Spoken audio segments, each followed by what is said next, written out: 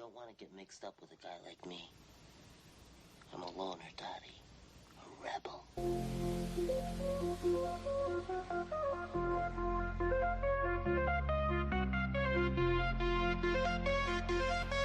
All right, everybody, welcome to the show. Thank you so much for being here. Thank you very much. It's on, it's coming, we're doing this. Couple little things going on this morning, huh? Couple little things.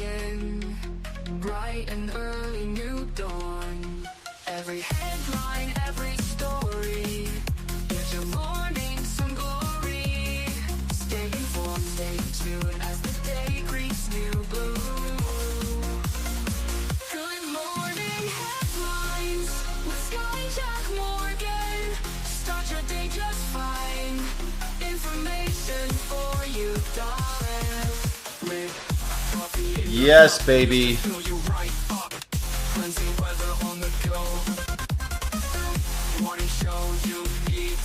Yes, yes, yes. Okay, here we go. Join us on this daily ride with your morning side by side.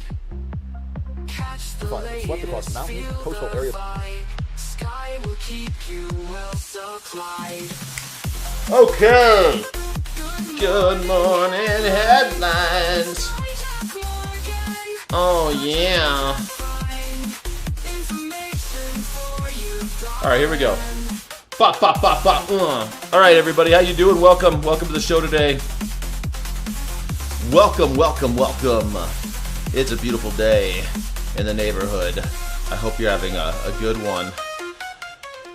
Hey everybody, welcome to the show. My name is Skyjack Morgan. I'm an independent news and culture commentator, free speech and critical thinking advocate. And if you're a Sky City Rebel, I thank you from the bottom of my heart. Sky City Rebels get extra footage, extra content, extra polls, extra love in the chat, extra streams. Please become a Sky City Rebel. Thank you. Can you give us some membership here in the VIP? Can you give us some memberships here in the VIP? Heck yeah, I can. I can do that. Yeah. You want some memberships? Is that what you want? You want some memberships? Yeah, I guess it's time. What is it? It's August 6th. I can give away 5 memberships. Let's just get that out of the way right now. What do you say? How you feeling about it? You like it? You like that idea? All right. Okay, let's do it. You say you want it? Let's do it. Once you release Epic Fury, then it's for the trouble. Yeah.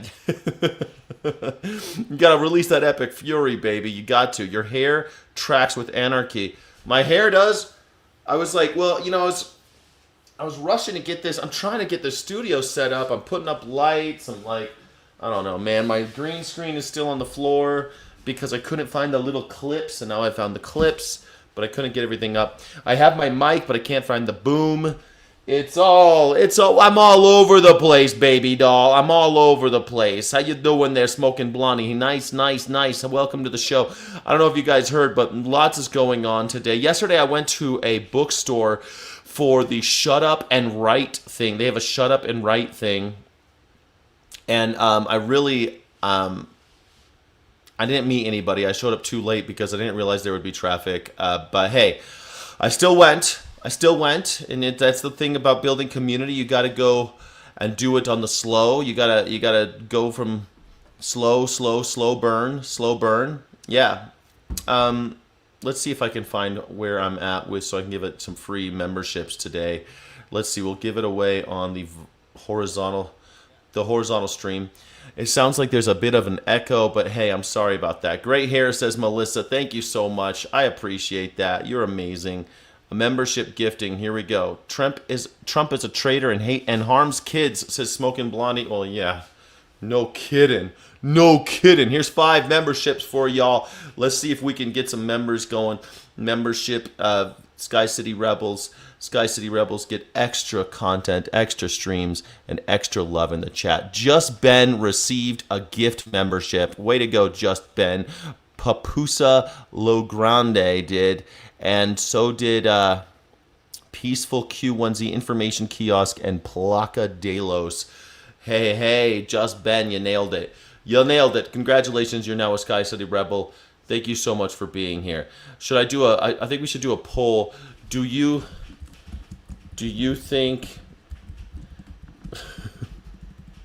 do you think people should comment on Ariana's weight.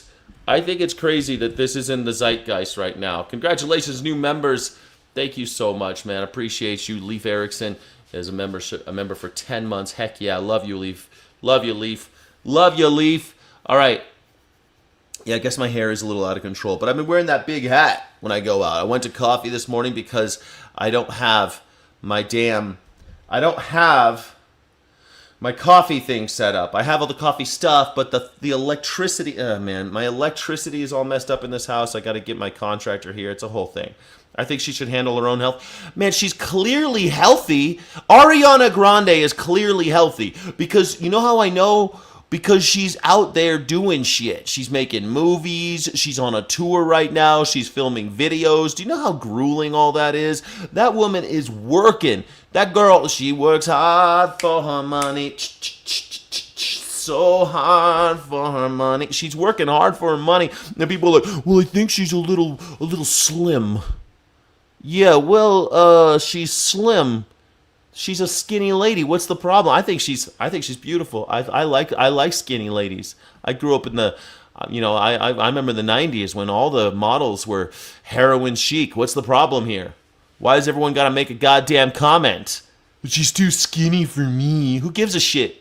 Go find a plump one for you. You like plump ones. That's okay. You can that's what's so beautiful about the human experience. It's vast.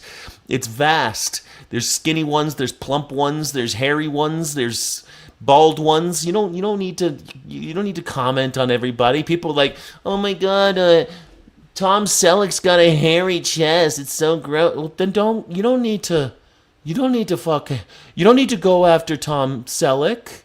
You could go after Timothy Chalamet, a hairless little worm. If you like hairless little worm men, then go after Timothy Chalamet.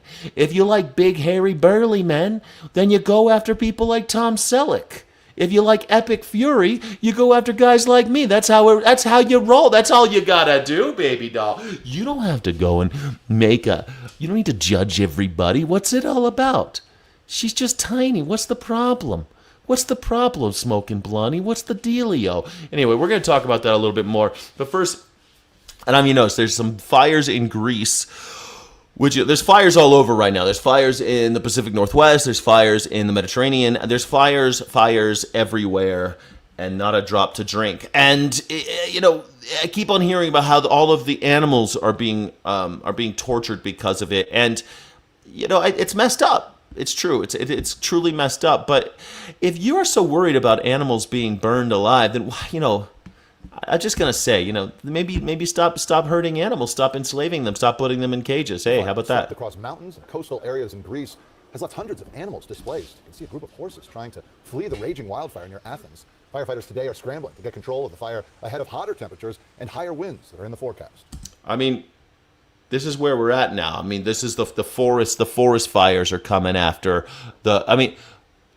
how many animals do you think die in these forest fires that we create all the time? Do you remember when Australia was on fire or when Brazil was on fire? Those fires are set intentionally, or they're as a result of the fact that we've torn down all of the forests that used to be there for grazing lands and pastures for animals that we want to eventually slaughter for money.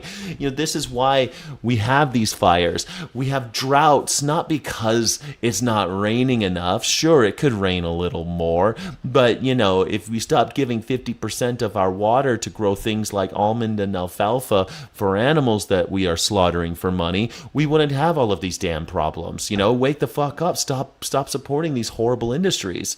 There's fires, nothing we could do about it. Look at these horses running away from it. Ain't that something? Yeah, there's something that you can do about it, too. Don't just gawk at the spectacle. Do something about it. It's all on you, buddy boy. It's all on you. You control the fate of the world. You, little worm face. You, little pink worms squirming between heaven and earth. You have a choice. You could do something about it all. You could call your dad. He could stop it all. You could do it, man. It's possible. The rabbit's got some nasty illness, and Mike Deer are suffering from a brain disease, which sucks. They're trying to lessen the extent of the damage, otherwise it may take out the whole herd. There you go. It's all happening, buddy boy. Yeah, Wake up, says Stephelson. Just wake up. It's not that hard. Just wake up. Look around. The fires are here. That's it, man. Chris Jensen, yeah, you're complaining and whining again. Thanks, Chris, for complaining and whining on my channel. I don't mind. I don't mind, buddy. You know, I appreciate your whining on my channel, I suppose. You know, I enjoy the feedback. Whine and complain all you want there, Chris Jensen. I relish it. I enjoy it. It's fantastic. Thank you. Look at Caitlin Collins looking like Mickey Mouse today. Minnie Mouse, sorry. Minnie Mouse is the girl one, right, with the polka dots. She looks like Minnie Mouse. You notice that she's got like the black top and the polka dot skirt?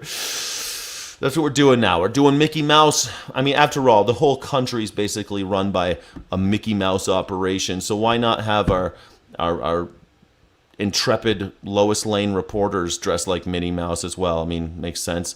Anyway, here she is. She's going to tell us more about this reflecting pool debacle. What's going on with the... Hey, let's just check in with what's happening over at the reflecting pool.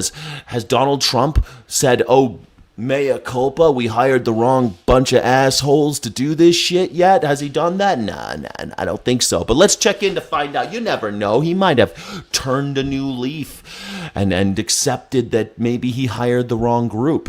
Could be. You never know.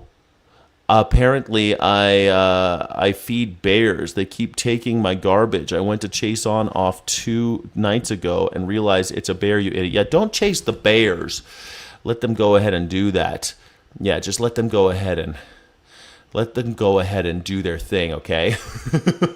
You don't need to worry about the bears, honey pie. It's this drained reflecting pool behind me that is at the center of so much drama inside the Trump administration right now. Not just between President Trump and his handpicked DC U.S. attorney, Jeanine Pirro, though we are told that he did lay into her during a meeting at the White House on Monday, but it's also the source of a big division between Jeanine Pirro and the Interior Secretary, Doug Burgum. Pirro and Burgum were both inside the Oval Office with President Trump on Monday, and Burgum, look up for Burgum. She has blasted Interior Department staff as well for not turning over information, as Burgum's office has maintained that yes, I think she's pulling off the Minnie Mouse thing because she's so serious. She can pull off the Minnie Mouse look. If she were like a real bubbly girl, I don't think that she can pull it off. But she's like a serious woman, you know. I think she's pulling it. I think she's doing it. I think she does it. She's making it happen. She's doing a great job. Pool was vandalized. Well, Jeanine Pirro brought boxes of evidence to back up her claims at the White House that says she shows it was shoddy workmanship during the renovation that caused the damage, not vandalism, as Burgum and the president have both maintained. We're told during that meeting that Jeanine Pirro did not offer to resign, and the president didn't fire her, though she is certainly on thin ice with the White House. She's on thin ice. You know, they keep on firing women. They just can't handle it. They keep on firing women, and every time they even have a little whiff of something wrong, they off with their heads. Kristi Noem, that lady who was drinking too much. Who was the other one? Oh yeah, Pam Bondi. They all got fired already. Only 3 secretaries have been fired, and they've all been women. Happy birthday, Mark. Happy birthday. You're 64 years old. 64 years young. Way to go, buddy. I hope that I make it that far. I don't know if I'm gonna, but I kind of hope I do. Sorta. I mean, do I really? I want to make it a 60. I've decided I want to make it a 64, honey pie. I think it's 64, baby doll. Feed the birds. Yeah, he's gonna fire. I think he's gonna fire her for sure, man. You turned 64 last week as well, Kathy Skywalker. We got when I'm 64. You'll be older too. Okay, thank you everybody for being here. My name is Skyjack Morgan. I'm an independent news and culture commentator, free speech and critical thinking advocate. Don't forget to like and subscribe. This is the #1 news reaction show on YouTube, Morning Sky, even though it doesn't look like it. I'm figuring out, I found my white shirts, but I can't find my ties. And I can't wear a white shirt without a tie, can I? So we're still slumming over here in Albuquerque, but we'll get there. We'll get it all right, baby doll. Don't you worry, honey pie. Don't you worry. We get you. With the help of so many Nevada patriots. So many Nevada, we got you good, Nevada. So nice. We love Nevada, don't we, folks? Donald Trump normally hates Nevada, but now he loves it. Normally hates it because they wouldn't give him a gambling license because he's a deadbeat. So his Trump Tower in Las Vegas does not have a casino. They wouldn't give him a gambling license. This is our president. They wouldn't give him a gambling license because he's such a turd. They wouldn't give it to him. So that's a true story. So he's got a casino there with no casino. He's got a hotel there with no casino. It's beautiful though. It's beautiful. I went there for the last year I lived in Vegas. Actually, I went there for the Super Bowl party. I went there. Someone invited me. They had a suite up there. It was fine. If you like that baby boomer look with a lot of marble, a lot of gold, it's fine. If you're into baby boomer stuff. Today we have a lot of them. In 2024, we won the state in a landslide. It was a big, beautiful. It was a big, beautiful landslide. Big, beautiful. No tax on tips didn't hurt, did it? Remember I said it, and by the way, I said it and I got it done. You know, a lot of you got it done. He get tax on tip for 2 years. Was it 3 years? I don't know. It sunsets. It's no taxes on tips for 2 years. Way to go, Donnie. Way to go. 2 years, you're not getting paid your taxes on your tips. I got it done. Can you start with the gas prices? Because that's the thing. You could not tax the tips, but if you're raising everything else, we're still going to be poor, asshole. We're still poor. Even if you don't tax the tips, we're getting taxed 6 ways from Sunday because guess what? You added tariffs to everything, you dumb piece of garbage. You dumb piece of garbage, Donnie. You fucked it all up and no one wants to come to Las Vegas anymore because of you. But hey, we're not taxing on the tip. No tax on your tips. There's nobody here. There's nobody in Vegas. Who gives a shit if there's no tips? There's no tips. Vegas does not have people going there. You understand? You go there, it's a goddamn ghost town these days. The hotels are empty. You've got more domestic tourists, but all those international cats, they're not coming, man. More domestic is fine. That's good, right? Because, people are poor. They can't travel either. So they're going to Vegas to try their luck. But you've also made it legal to gamble in almost every state now with your phone. So Vegas is dying. It used to be you could only go to Vegas to gamble. So you went to Vegas, you spread some money around. If you won, you tipped big. You tipped the bartender while you gambled. You drank. It was good times, man. It was good times. Now the drinks cost money. Nobody's there gambling. I don't know what people go to Vegas for anymore. I guess to check out the Michael Jackson show, the Cirque du Soleil Michael Jackson show. Is that why you're going to Vegas? Why do you go to Vegas now? Not David Copperfield anymore, right? Since that Epstein thing. So why are you going? Because it's cheap now? You can go stay at Circus for $50 a night? Is that why you go? I don't know why. What a lovely toupee. Yeah, indeed. A lovely toupee. This is gorgeous. It's such a big, beautiful toupee. It's big and it's beautiful. It's so nice, yes.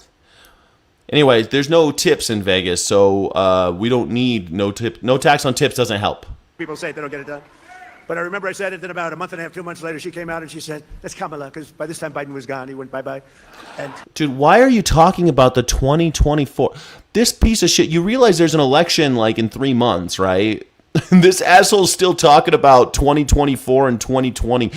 You know, I actually won 2020 and 2024. I really won by a landslide. Sir, it was 1%. That's a landslide. That's A plus, plus, plus, plus, A plus, A plus, plus, plus. Kamala came out. She said, no tax on tips. What does that mean? She didn't know what it meant. And people cast her aside. They didn't believe it. She was a little late. She was a little bit late. But right now, it's one of the best things. I mean, it's one of the greatest things. People are making. What the fuck, bro? It's one of the best things. It's one of the greatest things. She was late. She was a little bit late. She was a little late. She was late. And you know what? She didn't know what that meant. No tax on tips. It's very hard to understand. Only I understood what it meant. No tax on tips is a very difficult thing to explain. What? What the fuck is this guy What is Donald Trump talking about? Why can't he shut the hell up about Kamala Harris?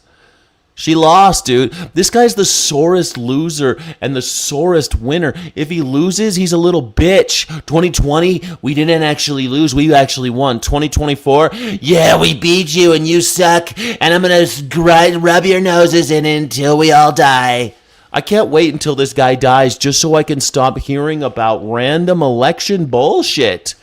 Have you ever, anybody, I know there's some people over 30 in this town, right? There's some people over 30 in the chat. Do you remember when people didn't talk about the past elections constantly for years. It's 2026. This asshole's still talking about 2020. Do you remember when people didn't talk about that shit forever? This guy's in Vegas talking about how he won the 2024 election because of no tax on tips. Meanwhile, the people from Vegas can't afford a pot to piss in because there's no one there because of this asshole's foreign policy. And the fact that gas prices are so high, people from Los Angeles don't want to go. The number one demographic for Las Vegas are people from California, where they're paying between $5 and $6 on gasoline a gallon because of this douchebag. Now they can't, no one wants to go to Vegas right now. Just sit at home and gamble on your phone. Which is another thing his Congress has made easier because Kalshi gives this guy a bunch of money. Kalshi is the online gambling thing with your phone. They were at his birthday party. This guy's killing Vegas. He hates Vegas. I love Nevada. It's big and beautiful. It's big and beautiful. It's big, it's beautiful. You remember Integrity? Oh, yeah, I remember that, too. Integrity Farms. I remember Integrity Farms. Get a lot of money, no tax on tips, and it's great. And the best thing, and the thing I'm most proud of, because a lot of people would say it's a little bit, tends to be a Democrat state, but not when I'm running, because we had more votes than any candidate in the history of Nevada. Well, not when you're running against a black woman, at least. You know, I mean, you did lose against Hillary, right? I think you lost against Biden too. I'm not really sure in Nevada, but I don't really think about what happened in 2020 and 2016. I don't really give a shit. I won, and it turns out when you run against a black woman, it's very easy to win in these big old western cities. It's really nice. Lots of history of racism in Nevada. Lots of history of racism. It's really nice to cash in on the old racist stuff. It's really good stuff. Good. Big and beautiful. By far. So every day since, I've been fighting for the people of Nevada like no president has ever fought before, the people of our country. When we took office, we inherited a total catastrophe. Biden and the radical left, Democrats, I call them Democrats because their policies are so dumb. You exchange the E with a U, and nobody knows that dumb doesn't have a B. Oh my God, this guy. Democrats, that's fine. Ha ha ha. Republicans, I'd rather be with the dummies than the Republicans. You change the E to an A, and it's the Republicans. It's the Republicans. Everybody knows they're rapists. Everybody knows lots of rapists with the Republican Party. You change the M and the A, the G and the A with an N and an A and a Z in the I, and you've got the Nazi Party. It's a great time, good time. Beautiful, beautiful Nazi Party. It's so good. Gambling used to be the hardest vice to indulge. You had to travel. You had to ask around, find some action. Now it's in your pocket. It's inescapable. 100%. You used to have to find a bookie. You used to have to gamble with your friends in the office and shit. It's horrible, man. Now gambling is outpacing. I saw the statistic yesterday. Gambling is making more money than video games, movies, museums, all forms of entertainment combined. All of the entertainment combined, gambling is making more money. Cool, right? That's what we wanted. And people are so desperate in this country and so broke that they're like, fuck it, I'll gamble, shit. Why support my favorite YouTube channel? I'd rather just gamble on whether or not we're going to kill school children in Iran today. How many school children will we kill? I'm guessing 50. 50 kids. Let's gamble on that. That's fun. It's real fun. Real good times. Don't forget to like and subscribe. My name is Skyjack Morgan. I'm an independent news and culture commentator. Yeah. All entertainment combined, dude. Gambling is making more money now because of the phone. Because you can gamble everywhere. MGM, my alma mater, Kalshi, Poly Market. These gambling sites are killing us, man. Especially young people. Young people ain't got shit, man. They don't want to go talk to girls at parties. They don't want to go to bars. They don't want to do anything, but they don't even want to drink, man. These fucking kids are sitting at home gambling on whether or not Donald Trump is going to say big, beautiful in his next speech. You could gamble on anything. there's like, and it's not just the boys. Women are gambling on like set lists on, Ariana Grande concerts, or maybe they're betting on her weight. I don't know what they're betting on. They're betting on all sorts of stuff, though. Democrats. I can't imagine I didn't think about that 10 years ago when I started this whole situation. I never thought about Democrats. I can't believe you didn't. That's an old thing, you dumb old piece of shit. Everyone calls them Democrats. That's been, bro. Donald Trump thinks that he invented Democrats. He thinks he invented that. Donald Trump thinks he invented it because he's such an old, egotistical con man. He thinks he invented it. Republicans. Oh, my God. I invented the word retard. It was such a nice word. It was right there. I just invented it. And then I started calling people I don't like gay. And that was the first time anybody's ever done it. It's the first time. First time anybody did that. Nobody ever thought about calling people gay retards except for me. Because Donald Trump is the smartest and wittiest man. Everybody says so. Everybody says that. Big, strong man, tears in their eyes. They say the same thing every time. Nobody was saying this before you, Donnie. Nobody was ever saying this before you. But the Democrats created the worst inflation in 48 years. They had the worst inflation. I inherited those high prices, just so you understand. I inherited them. Wide open borders with millions of people pouring in from all over the globe, from drug dealers and people in prison. They opened up their prisons from all over the world, including from the world's worst prisons, mental institutions, insane asylums. We had transgender for everybody. Transgender for everybody. Everybody's transgender now, everybody. It was transgender for everybody. Pretty cool. Yes, pretty cool. Yeah, Kamala, raper supporter. I mean, seriously, Donald Trump is a raper supporter, It's totally true. You're right. It really is disgusting how these magger chomos will just defend child violation. I mean, it's nasty business. It's nasty business, dude. It's gross stuff, the chomocracy. We had men playing in women's sports. How's that one? How's that one? Men were playing in women's sports. Men. Have you ever played a sport, Donnie? Do you think Donald's ever, thrown the football around? You think Donald Trump cares about sports? Because he says shit like, it was a beautiful tackle. It was a big, beautiful tackle. And then they said it was unnecessary roughness and it was so beautiful. It was a beautiful tackle. Beautiful. This guy doesn't care. Do you think this guy knows about the infield fly rule? You think this guy knows? This guy's never had a driver's license. Think Donald Trump knows anything about sports? No, for sure not. The trans, everybody got trans, everybody. I was starting to transition because of Biden. I started transitioning because Biden, and then I forgot, and I started growing tits, and then this is why I've got all these big tits. That's why they call me waffle taco tits. They call me waffle taco tits because Biden. I was transitioning under the Democrats. The Democrats. Donald Trump, he's proof that Biden was forcing people for trans for everybody. He's halfway through. That's Donald Trump. He's halfway through.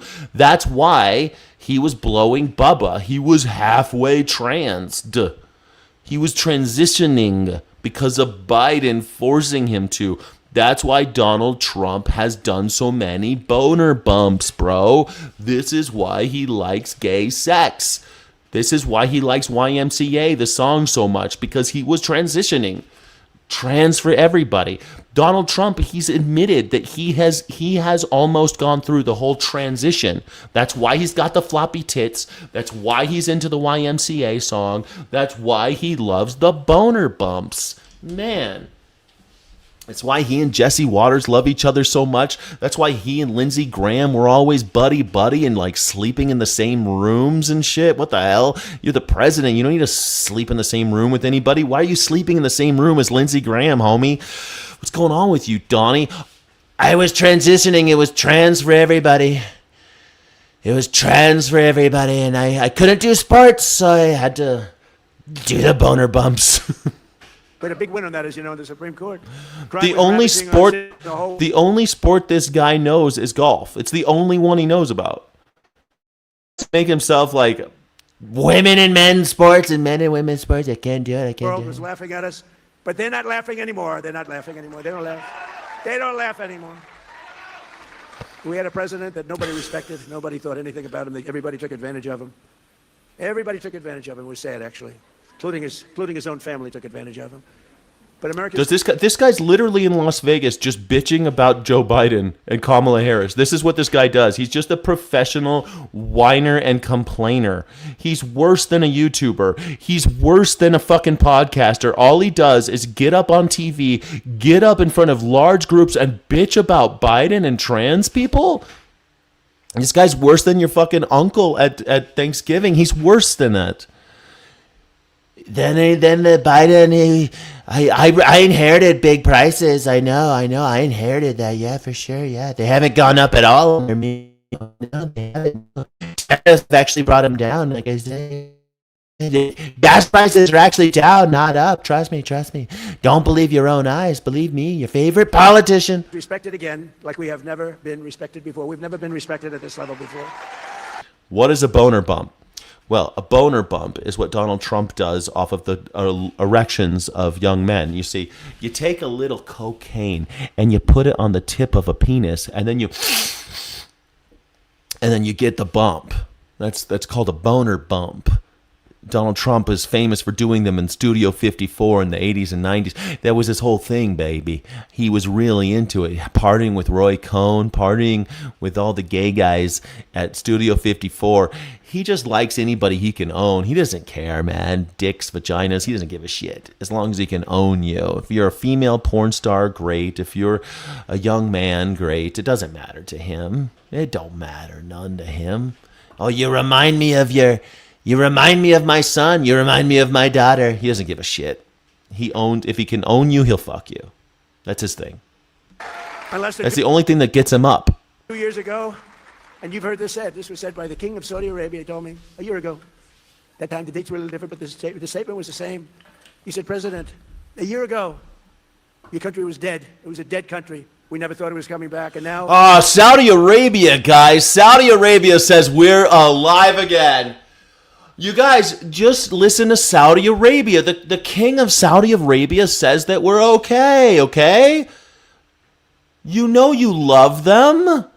You know you love Saudi Arabia. The Saudis are our best friends. Saudi Arabia. I told you he was going to do the switcheroo on those guys over in Israel. I told you. He's going full Muslim, man. Donald Trump is the most Muslim president we've ever had. He loves it. He loves them. Oh, man, the Saudi Arabians, they think we're great again. We're back, baby. We're back. Donald Trump, we're back. You have the hottest country anywhere in the world. It's true. You're the hottest country.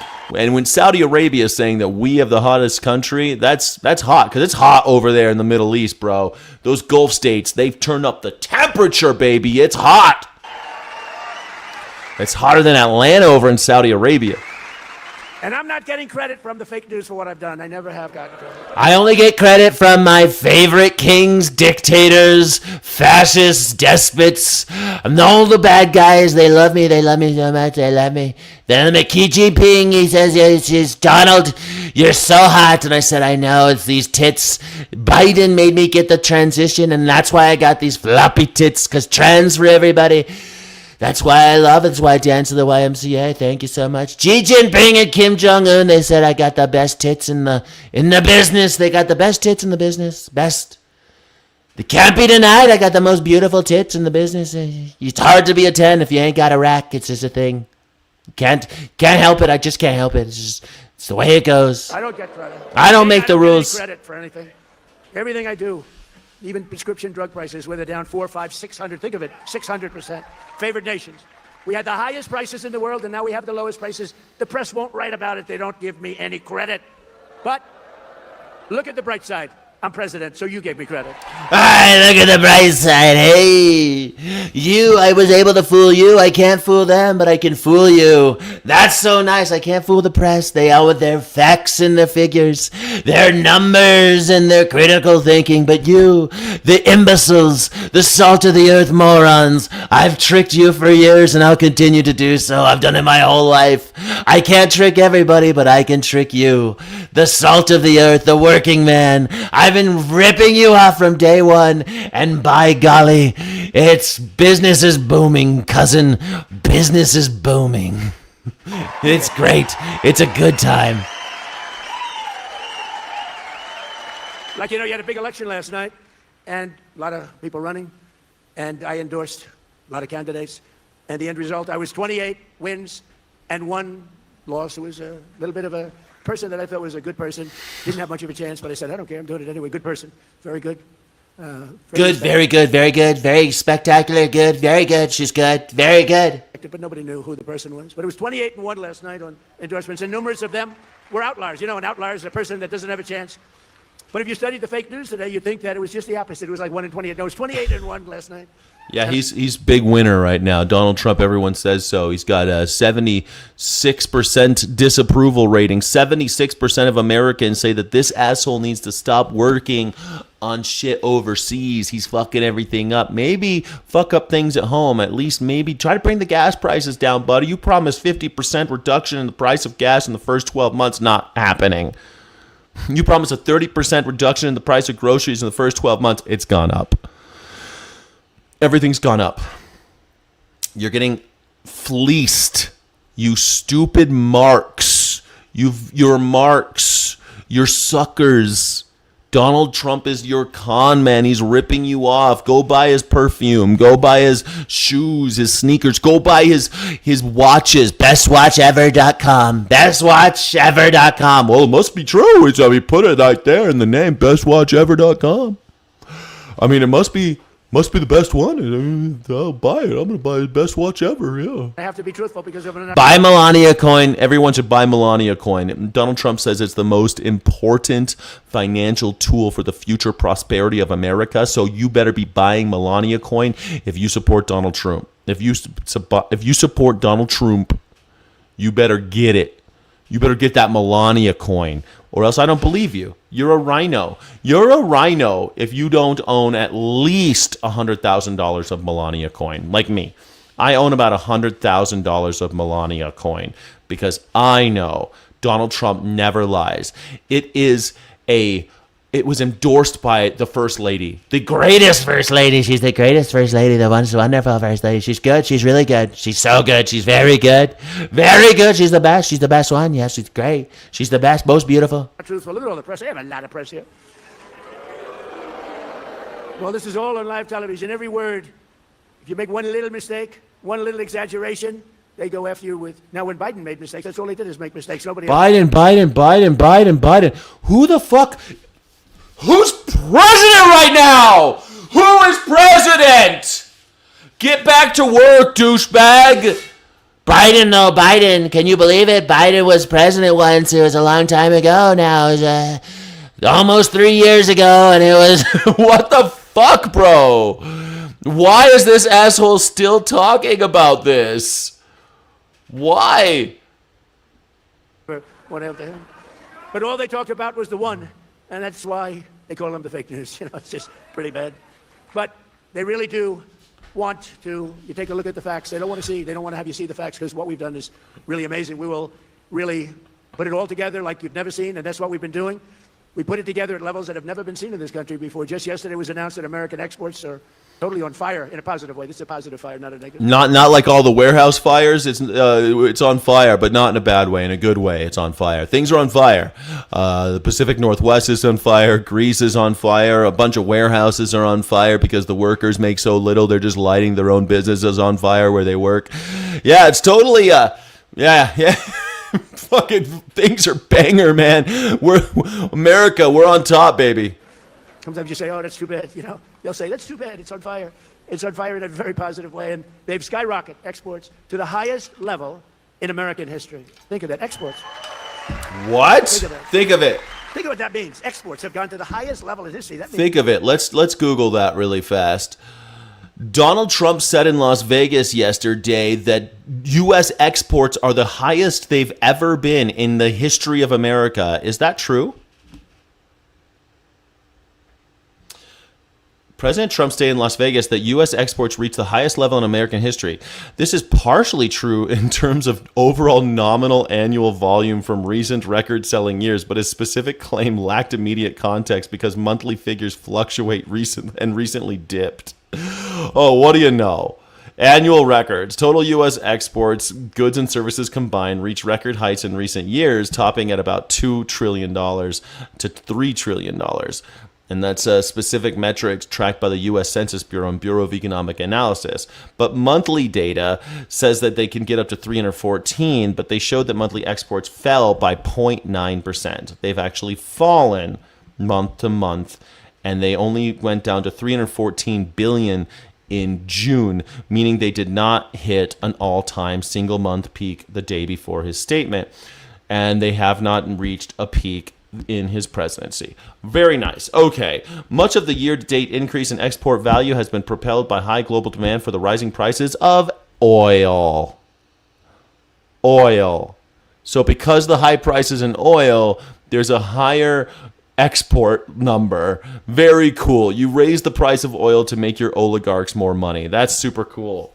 That's super cool. Way to go. It's still down 1%, but whatever. Great job. You made gas prices so fucking high that the export market is artificially inflated. Great work. You got money for Dutch Royal, Shell, and Chevron, and Sinclair, and Exxon. Those are our favorite companies, man. Way to go. Way to go. You and your broligarchs can make all the money. somebody's doing a good job because we didn't have good exports. 2 years ago, we didn't have anything like that. We were dead. The United States is on track to export unprecedented $2.5 trillion in goods this year alone, something everyone thought was impossible. Just a number like that. Dave, who do you think killed Charlie Kirk? It was Donald Trump, bro. What are you talking about? Was not even thinkable. If I ever said it, I wouldn't have even said it because even I didn't think we could do that well, but we did. And I want to thank all of the policies and all of the things we put it together between the tariffs that have been the tariffs have made us rich. Remember, I used to say that tariffs are my favorite word. I love tariffs. They're my favorite word. I love tariffs. They're my favorite word. More favorite than pedophile. I love it. I love the word tariff. I love it. It's such a good word. Such a good word. I love that word. Dictionary tariff. I love tariffs, right? Because we've been screwed by tariffs used against us for years by China, by Japan, by. This guy's on TV defending tariffs, which is why we have such high grocery prices right now. Which is why your coffee price has doubled. Which is why your beer prices have gone up. Everything's gone up because of his tariffs, and he's defending them right now, just saying that he loves them. I just love them. South Korea, by Germany, by everybody, by Canada. Canada's nasty. They are. They're nasty. People think Canada, they're nasty. People, I love the people, but they're nasty. Nasty leadership. And Mexico, they all did it to us.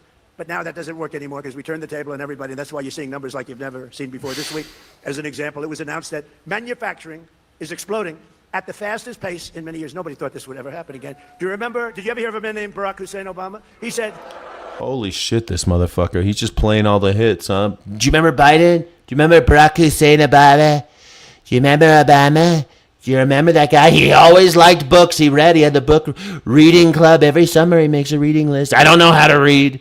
I don't read books. I only read the speeches of Adolf Hitler. He's my favorite. He's my favorite speechwriter. He's the best speechwriter. I mean, great speeches, beautiful speeches, beautiful.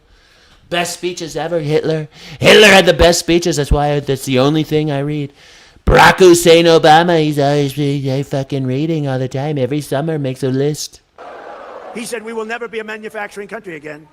And he meant it. He meant it. It was pathetic what had happened. Our businesses were stolen by foreign countries. They're all coming back. They're coming roaring back. More automobile factories are being built in the United States right now than at any time in the history of our country. Think of that. We didn't have a plant built for years, and now we have. He keeps on saying this shit in the history of our country, in the history of our country. These are all lies. Just basic shitty lies. And he's like, if I say the wrong thing, they're going to tell me I'm a liar.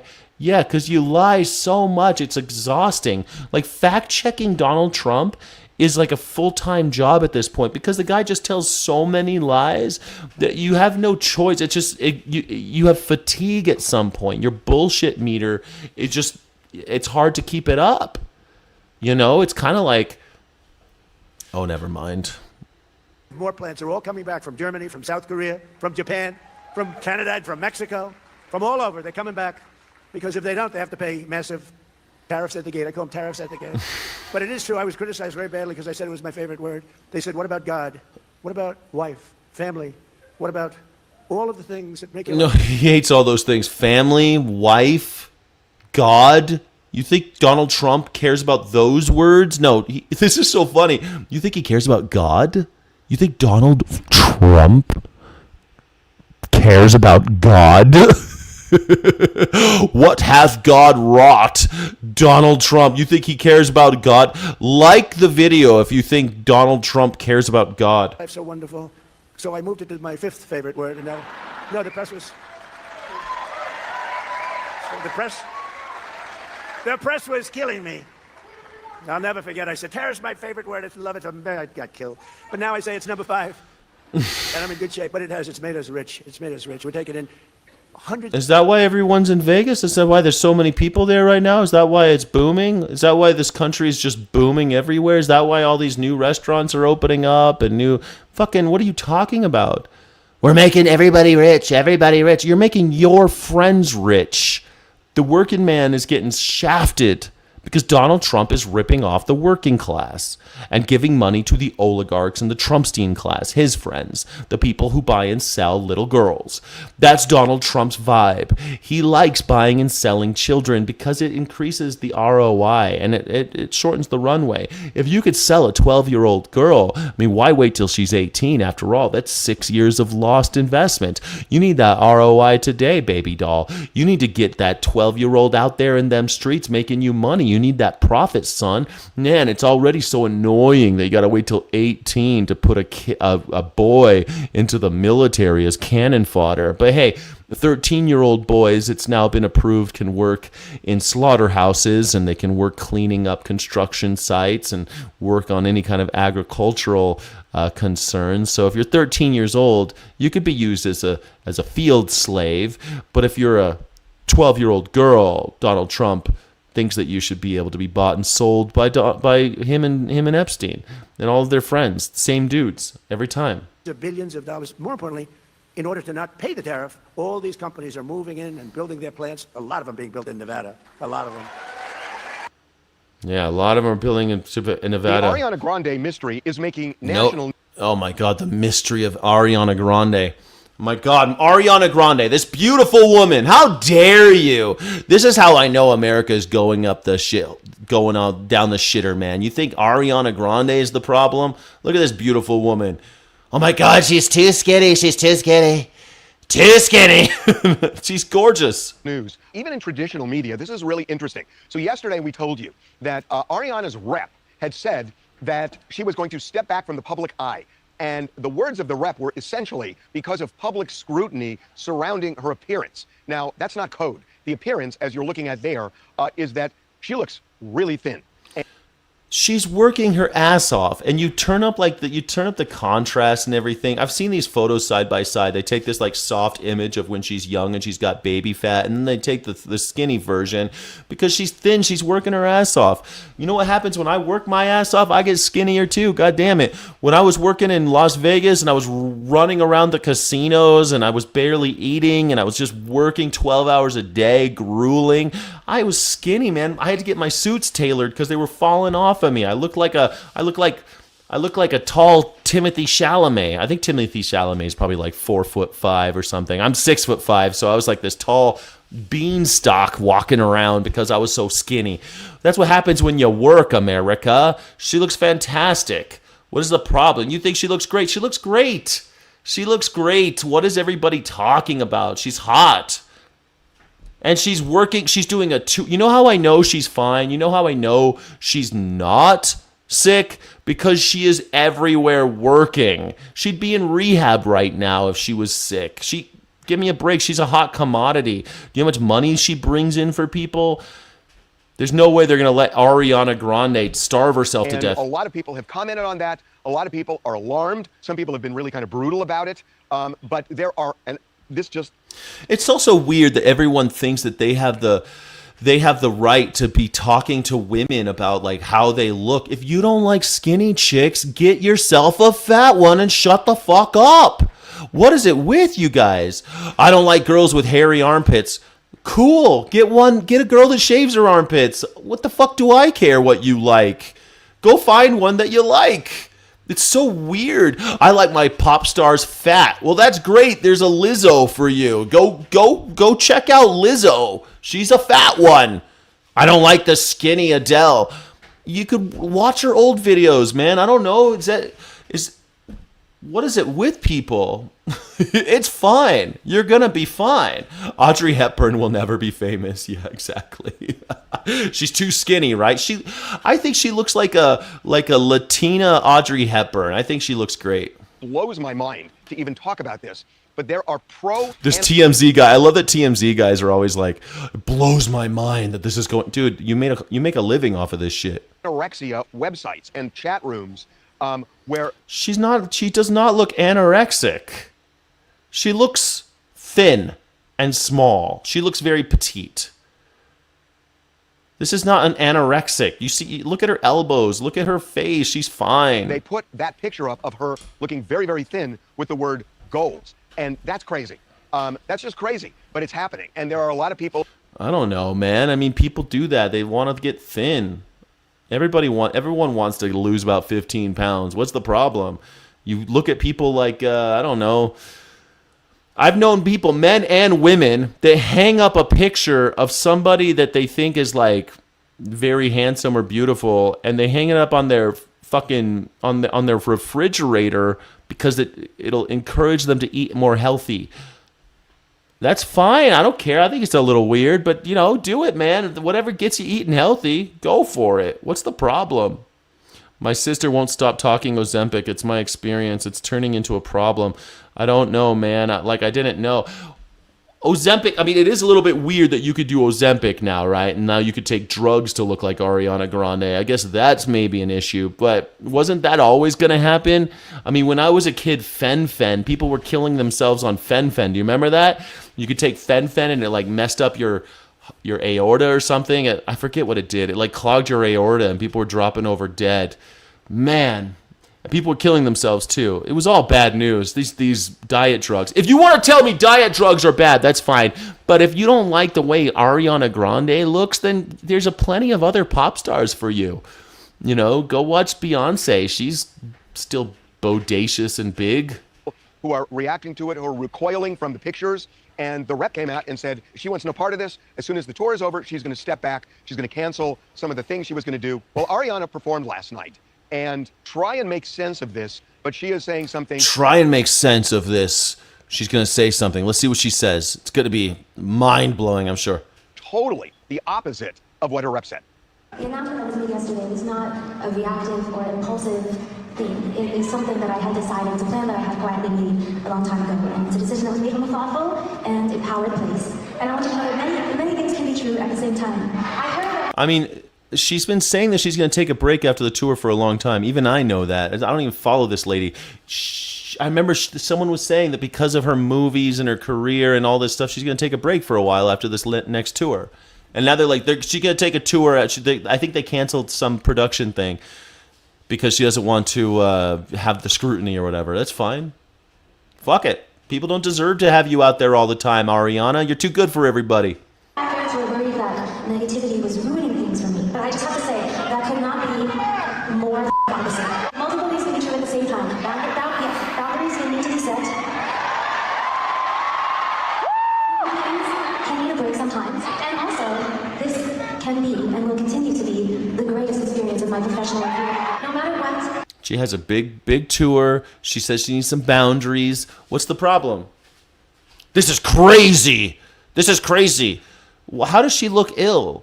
She looks like a skinny pop star. Pop stars have always been thin. How does she look ill? She's up there performing. Do you remember when Chaz Boseman, he got all skinny and people were like, he looks skinny. He had fucking cancer, bro. She doesn't look like she has cancer. She looks like she works a lot. She looks like she is up on stage, constantly filming, constantly moving around, probably working herself to the bone. And now she's saying she's going to take a break. And everyone's like, she looks too skinny. She doesn't turn me on anymore or something. Well, what is everybody's problem, man? She's a singer. She's a musician.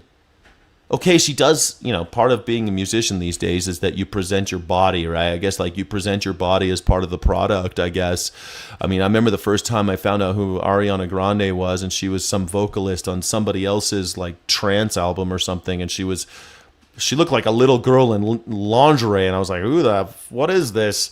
And I was in a casino, and she was on TV, and I was like, who the hell? This looks like she looks like she's 12. What is going on here? She's always looked young and skinny and a little, I don't know. Now she's a grown woman. She's skinny. So what? She works too hard. Noises exist out there. Nothing will ever be able to distort my reality or be more real to me or louder to me than this life that we share. With all due respect, she is all over the place. That on the one hand, she's saying more than one thing can be true at the same time, which is true. But in this, yeah, exactly. Britney Spears. We build you up and we tear you down in America. Do you remember when Britney Spears was too skinny, and then she was too fat, and then she was too virginal, and then she was a slut, and then she was a bad role model because first she was too much of a Virgin Mary because she was Christian, and then she was a dirty whore because she took a picture of her smoking cigarettes.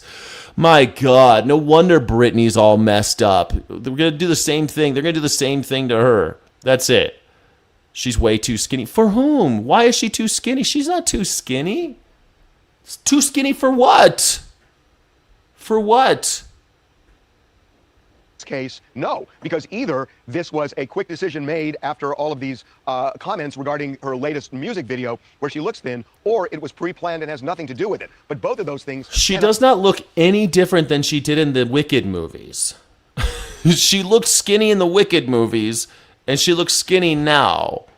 So it's not like she's gotten skinnier. She just came out with a new video where she looks like Olivia Newton-John, kind of like she's in a Grease, like, you know, at the end of Grease, she had like a black leotard. You're the one that I want.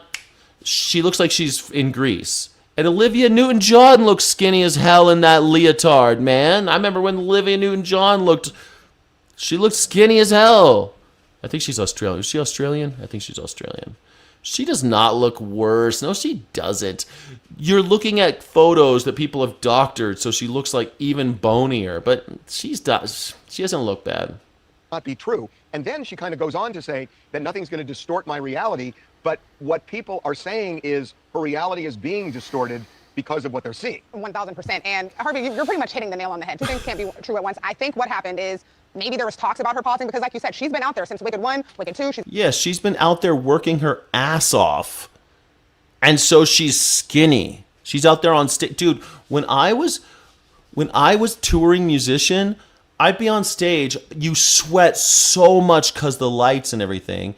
And in the morning, you run because you got to keep your cardio going, or else your heart, you just can't do these long sets. So I would run like 9 miles in the morning. I remember I wanted to do 9 miles at 9 or something like that. It's stupid ideas about running back then. I want to do 9 miles, and then I would do a show every couple of days. And I was thin as fuck, man. I was skinny.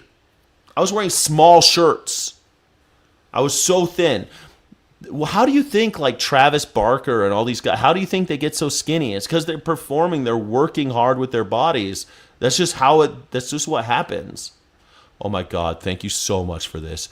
You are not intelligent. God, I love you. I love you so much for doing this. My favorite thing about the internet is when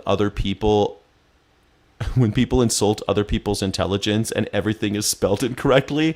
That's my favorite thing. Thank you so much. Ferna37, you illiterate cur. My God, you're not intelligent. Bro, you can't even spell your. Like maybe maybe look at you. You're an idiot. Like, now you know this is not just a typo. This idiot literally doesn't know how to spell your. You at first you think it's just a typo, right? But then they double down and they still say you're an idiot. They still can't do it. That's so funny. I love you so much. Thank you so much for doing that. 2 times right after another. My God, the illiterates. You're got the COVID shot. Oh my God. My God. Got Meet the Fockers coming out. She was supposed to be in another movie. She just dropped out of that. She had her tour, her album. So she's been out there. So maybe there was talks about it. But then when that music video dropped and you see visibly Ariana Grande looking and seeing bones that you've never seen before in her shoulders. Bones that you've never seen before. She's got some bony shoulders. Girls has always got some bony shoulders. And her sternum. When you're seeing these bones, and then the reaction that she got was no longer a lot of fans like saying, look, they darken the film so the shadows are heavier. But you know what? So you can see her sternum. That's all right. I like skinny girls. I like when you can see their heartbeat. we stand by Ariana. It's now we're concerned for Ariana. Someone, even Jamil Jill said, we could be possibly watching her dying right in front of our eyes. Yeah, and you know, when she says that... she could be dying right in front of our eyes! Let's not get a little carried away here, shall we? I mean, Jesus, I can't believe this is happening.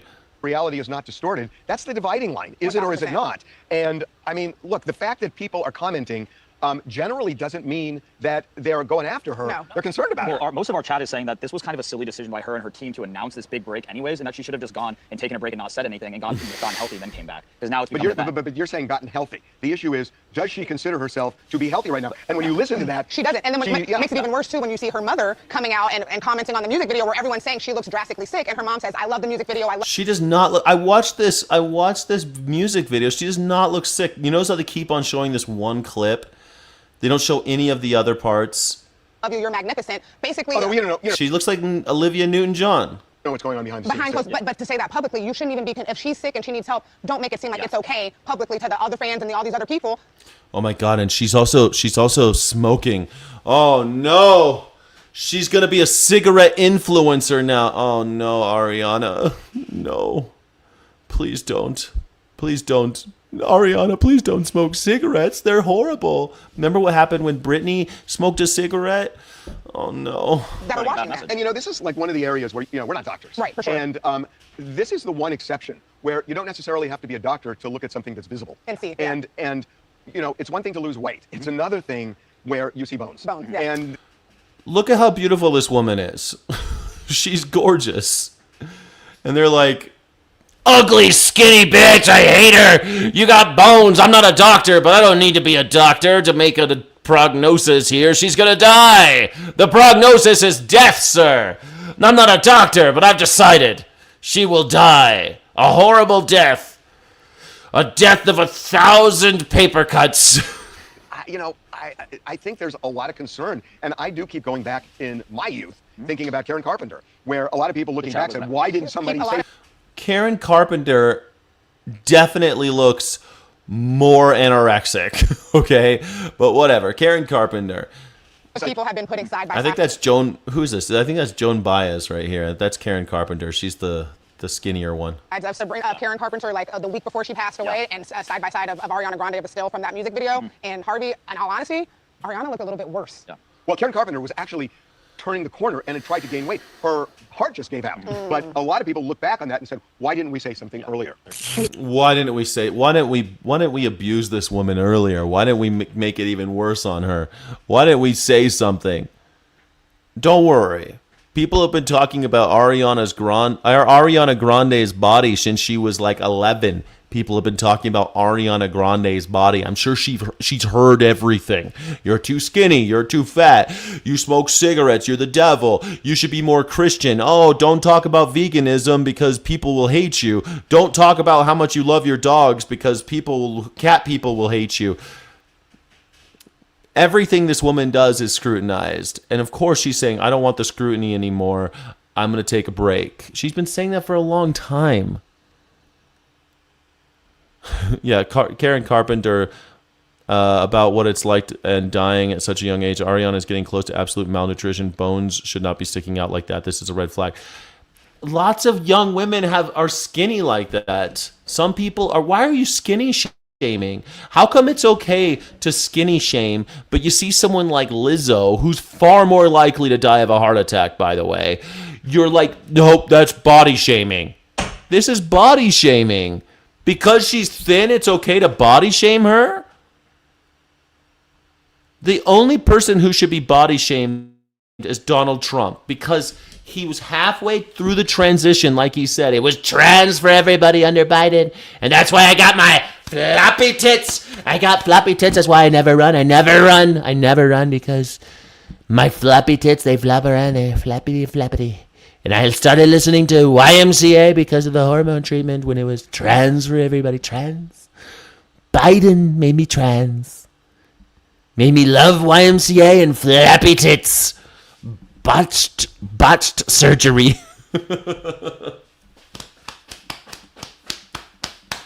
That's the only person we should be body shaming is the president of the United States, the octogenarian who thinks that he's, I don't know, John Wayne or something. Oh, by the way, John Wayne died pretty young. What'd he die of? Fucking cigarettes. Like, it's so funny. If someone's thin because they're working their ass off on stage every day and they're shooting films and doing music videos and all this stuff, and you're like, she's unhealthy. But all these fat fucks I see washing down the road, man, every time I go anywhere, I see fat fucks like floating down, moving in slow motion like bloated corpses floating down the river. Every time I see, I mean, look, I don't say anything. I'm not like, look at these fat fucks.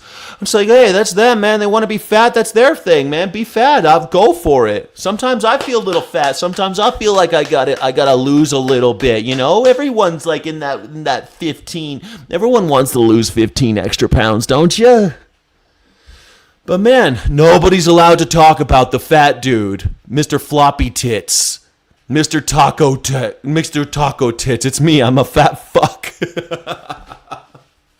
I don't care if you're a fat fuck. I still think you deserve love. And you know, if Ariana Grande's skinny, what's all this bullshit? She's too skinny. She's too skinny. That is unhealthy. Maybe we should all like share our weights all the time. I mean, I'm 6'5". I weigh 240 pounds. My favorite weight is when I'm at like 200. And you know what? Nobody could even tell. Nobody can even, I lose 40 pounds and no one can even tell. But when you're like 5'1", like Ariana Grande, you could tell when she loses. How tall is she? How tall is Ariana Grande?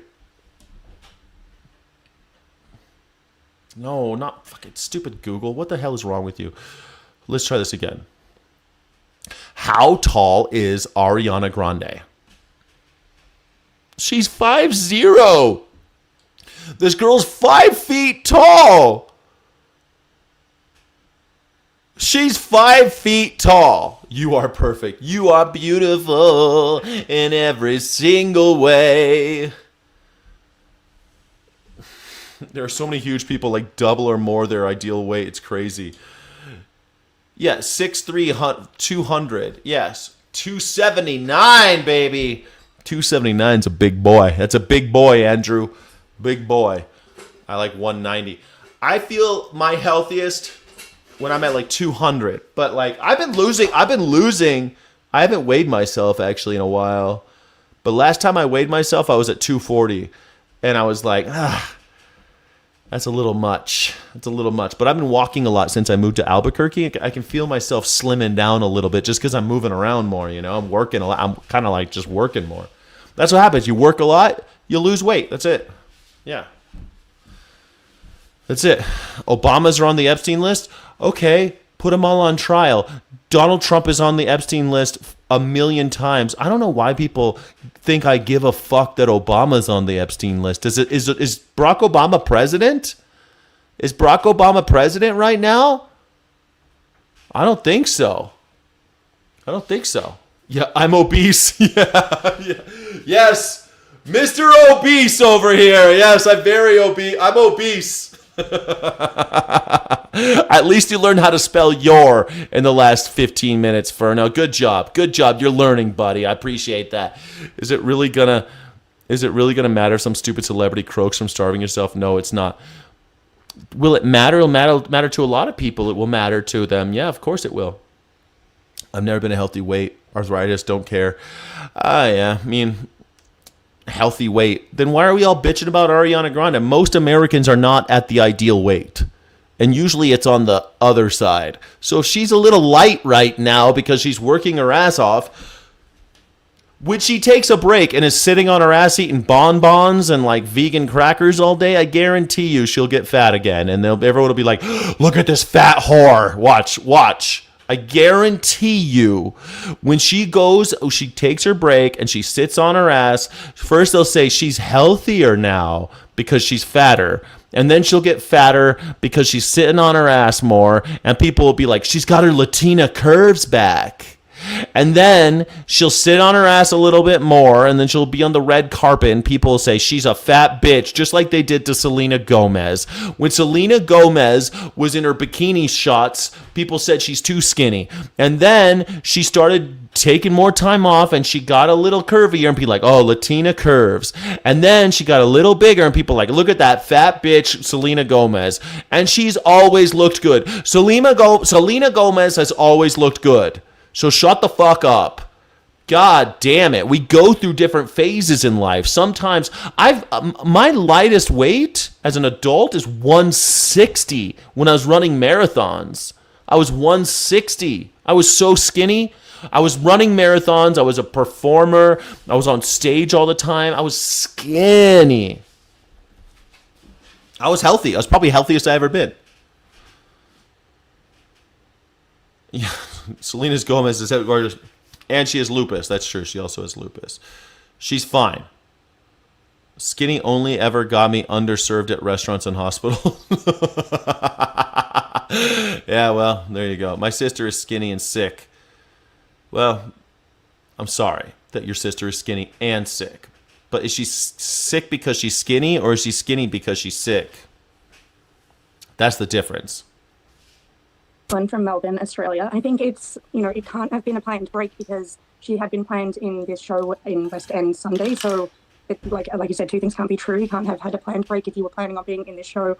But she does look really unwell, and it's interesting that you mentioned Karen Carpenter because I was going to say that she looks more unwell than Karen Carpenter did at her worst stage. And so I think that it's really good that she is taking a break, and I hope that she gets the help that she needs. But it seems from what she said on stage that she is not only not acknowledging it, she doesn't see it. She just doesn't see it. Kennedy, great state of Louisiana. Senator Kennedy, thank you. My question to you is... All right, it's my favorite senator. Here we go. I'm a little overheated, but I got it. Listen, so will Republicans figure out how to beat these crazy socialists? Well, you gotta have Class G stupid if you want to get up in the morning and put your ding-dong in my mouth. If you want to put your ding-dong in my mouth in the morning, you better wash it in the hogwash. Government socialist, Newt Gingrich calls them, with terrible values. But, sir, the polls are showing the public is not behind the GOP on a... Do I think she's a good role model for young women? Sure. Yeah, I mean, what do you mean role model? Like, do I think people should want to go look like her? Probably not. Like, I don't know, maybe. I guess, like, if yeah, sure. Like, if you want to drop a few pounds and you want to look like Ariana Grande, that's great. Most people don't have the willpower to look like Ariana Grande. They don't have the work ethic to look like Ariana Grande. But, hell, sure. I mean, she works hard. She's very talented. And I think she's beautiful. I don't know. Yeah, sure. Great role model. I don't know. I don't really think about pop stars as role models. I don't think I ever had a pop star. Like, when I liked... I don't know. Who was my big when I was a kid? Like Axl Rose. I thought Axl Rose and Slash. I thought those guys were pretty cool. I thought Ice Cube was pretty cool. I thought Bon Jovi was cool. And I thought, Dr. Dre and Snoop Dogg were cool. And you know what? I didn't look at them as role models. I'm sure my parents were probably a little worried that I liked all these musical acts, but I don't know. I just thought they were cool. I don't know. I'm crazy? Why am I crazy? No one's gonna look like Ariana. No one's gonna watch Ariana Grande and try to look like her. And if they do, they're not gonna do it. She's 5 foot tall. She probably weighs 90 pounds. How much do you think she weighs? How much do you think she's supposed to weigh? I thought I was Britney Spears. My family made so much fun of me. Did you look like her? I don't know. I don't think so. You probably didn't. Virtual reality, when you lose a debate, start mocking the person. Yes, just mock Donald Trump. Affordability and the economy, which is so important. So help me out, Senator. Well, I have listened carefully. Well, I've listened carefully, and I think that if you want to put your penis in my butt, you better lube it up with some good old-fashioned milk udder cream. To the members of the Graham Plattner wing of the Democratic Party, like Dr.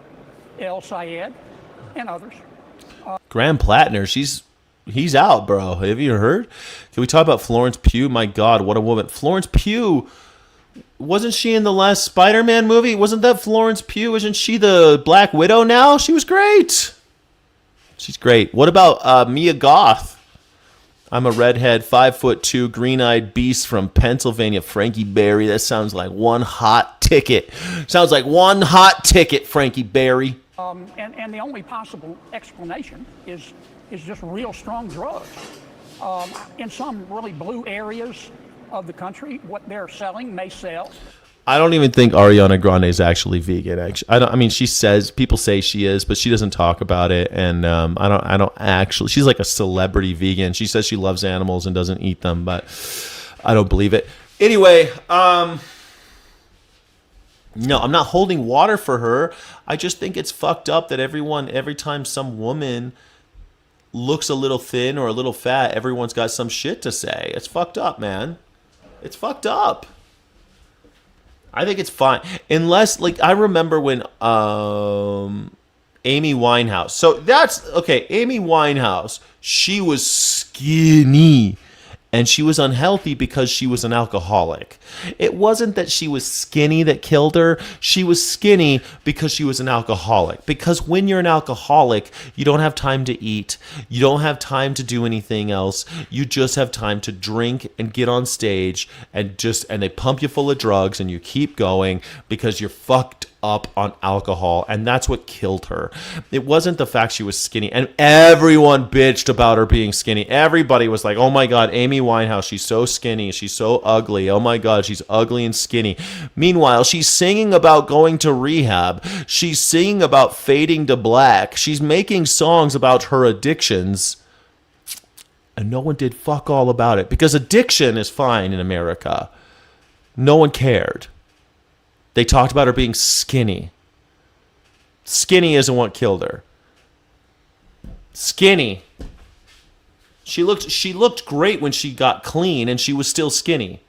It was the alcohol, the drugs. That's what killed her. Amy was so sexy, though. Yeah, she was sexy. But,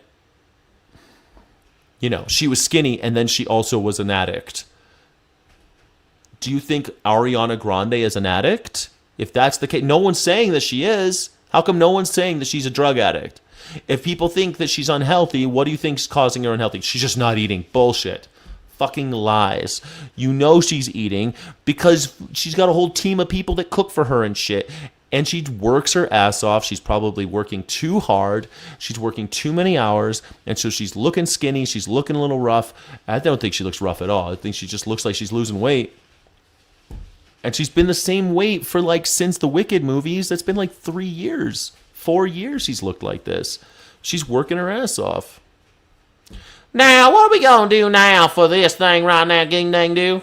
But in the rest of the country, what they stand for will get you a psychiatric. Yeah, I'm a fanboy for Senator John Kennedy. I'm a big fan. I'm a fanboy for Senator John Kennedy. He's my favorite. Evaluation.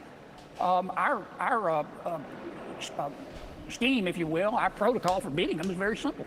It's called Operation Let Them Speak. I mean, these folks have contempt for America. Ooh, I love this. This is such a great point. Get the fuck out of here. If you put yourself in the public eye and subject yourself to scrutiny, you have no fucking right to bitch or whine. You always have a right to bitch or whine, which is evidenced by your presence, because all you ever do is bitch and whine. So you have the right to bitch and whine all you want, no matter what. But this idea that if you put yourself out there and present your body as a product, then you have to understand that people will scrutinize you, make fun of you, say mean things. Of course, I put myself out there all the time. I put my intellect out there. I put my intellectual work, my labor out there. I put my writing out there, and some people like it and some people call it horrible. And when I make my music, it's the same thing. When you make music, people say it's horrible. People say it's good. And I get a lot of people saying that I'm ugly or that someone called me obese today. People always they say things about your appearance. Now, the question is not whether or not the question is not whether I expect that. Of course I do. Of course I do. The question is what kind of person you want to be, Daniel Price, because you get to be whatever kind of person you want to be. And you are the type of person I've noticed who says that people deserve to die and that no one cares if somebody dies. That's the type of person you are, because I see you in the chat. You say really horrible things about people. It's not about whether or not they expect people like you to exist. It's about what kind of person you want to be. And you want to be a piece of shit. You're a piece of shit, not them. They're just creating. They're making stuff. They're doing what they like to do. They're sharing themselves. And you are the worst type of person on planet Earth. You're the type of person that no one would, you just wash right out. You wouldn't even stain. You're just so forgettable because all you do is hate and talk shit and say mean things about people. Ariana Grande knows that people are going to talk shit because, like, again, she's been through this since she was like 11 or something. She was a child actor. She's been hit on since she was 10. She knows that people like you exist. But the question is what kind of person you want to be. That's all. It ain't that hard. What kind of person do you want to be in life? That's it. Be the type of person you want. And they should have gratitude. They want to open the prisons and open the border and defund the police and defund ICE and abolish Thanksgiving. And they want a government-run economy. And American people aren't going to, they're not going to support that kind of nonsense, Larry.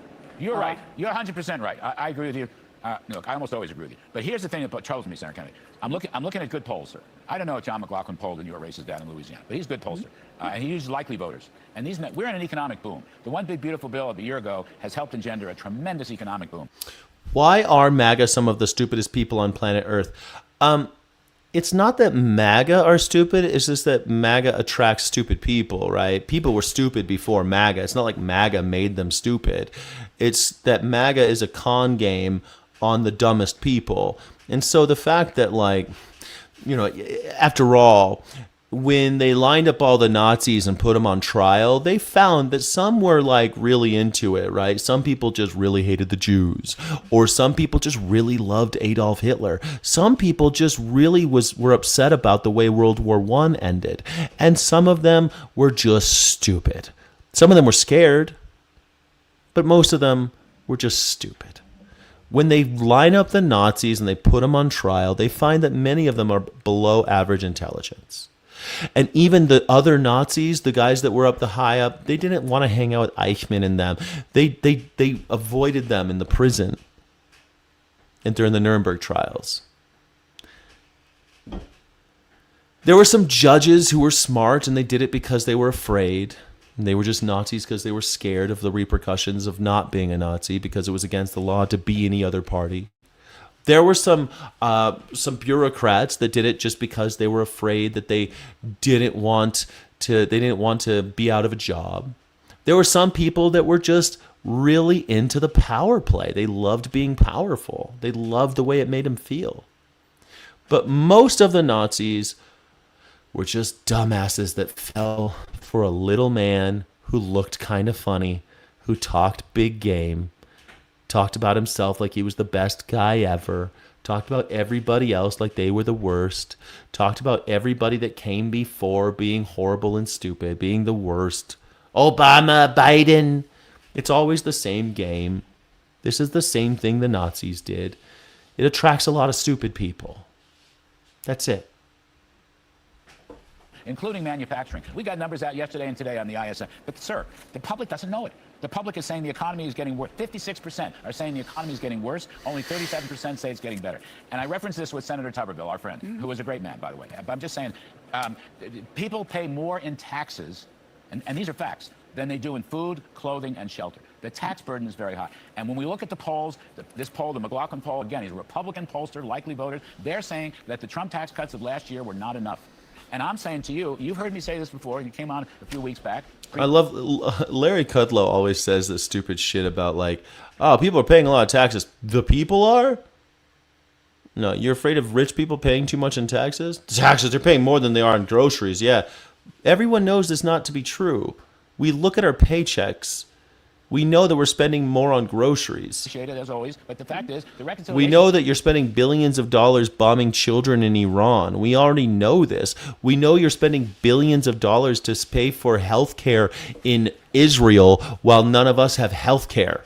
Bill's not getting done on the right issues. On the right issues. The public doesn't care about filibusters. I mean, I think everybody wants voter ID. I get that. But there's no affordability. There's no tax cuts. There's no spending cuts. J.D. Vance talking today about whatever, $56 billion in corrupt spending. Fine. Why isn't that in the reconciliation bill? Over 10 years, that would be $560 billion plus the interest saved. You see what I'm saying? It's like y'all are not directing the policies to what the people are worried about.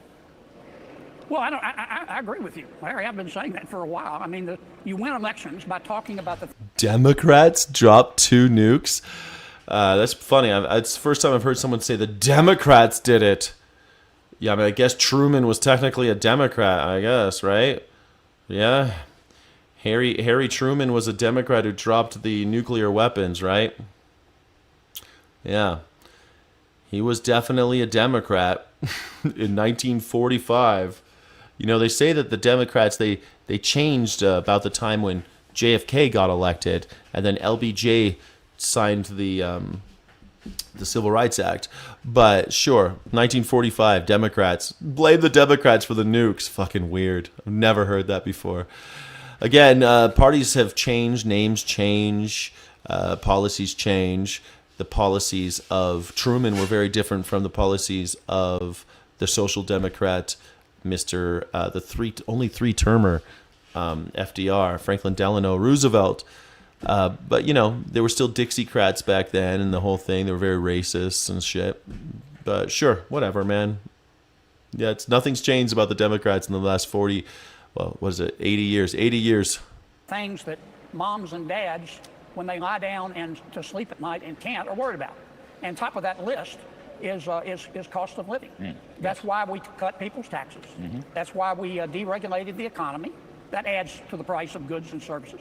That's why we. And yet, for some reason, everything's more expensive, and people are still bitching. So I love how these Republicans right now, all these MAGers, these Nazis, are trying to tell me that it's better. It's better. Everyone's making less money, but somehow things are great. They successfully made America great again. Passed a housing bill. That's why we reduce crime. That adds to the cost of living. I think we've got a good story to tell. We've just got to go tell it. Yeah. I think 50 American people, I have confidence. Yeah, tell it. Tell us how everything's so good. Biden was so bad and they had open border and trans for everybody. What a great story. Great story. They don't read Aristotle every day because they're too busy earning a living, but I think they'll eventually get it. Aristotle. About the midterms. But we're not going to win it unless we talk about our strengths, and we're not going to win it unless Congress finishes up its work, which I'll be glad to talk about because we've got a problem right now here in Congress. Well, many months ago, you and I agreed on the need for a reconciliation bill. You were spot on. But I'm saying to you, and I've tried with people in the leadership, Senator Kennedy, and they don't like my message. My message is that reconciliation bill should cover a lot of things. If you can get the voter ID in there, fine. Certainly the military spending, fine. But the Nazis of today can't be blamed for 1945. Well, see, neo-Nazis, I wouldn't really blame the Nazis of today for 1945. No, I think that we should say that Nazis are bad. We don't want them anymore. Nazis, National Socialists are bad. Fascists are bad. Corporatism is bad because it leads to things like what happened in 1943. 1945, they were gone, right? I mean, unless you're talking about nuclear weapons again, when we joined forces with the Nazis and bombed Hiroshima and Nagasaki. Is that what you're talking about? I don't even know what this guy Just Human's talking about at this point. But no, but Nazism and fascism, that way of thinking, leads us down very dark paths. It has always done so. Most historians think that fascism really started with something like the KKK. I think that the age-old tension between inherited hierarchical positions and versus the idea that the public is everyone and everything belongs to us. I think that tension of humanity is something that we need to continuously navigate. And every 100 years or so, we have to have a bloodbath in order to come to terms with it, to chop off all the heads of all the people who decided that they were just better than all of us because they happened to be born that way or born in that place or born with this amount of money. So, Nazi shit. Do I blame today's Nazis for 1940s? No, but I don't think we need to listen to fascists again and hear their ideas one more time, because their ideas have not changed. The Democrats and Republicans, they're basically the same party and always kind of have been.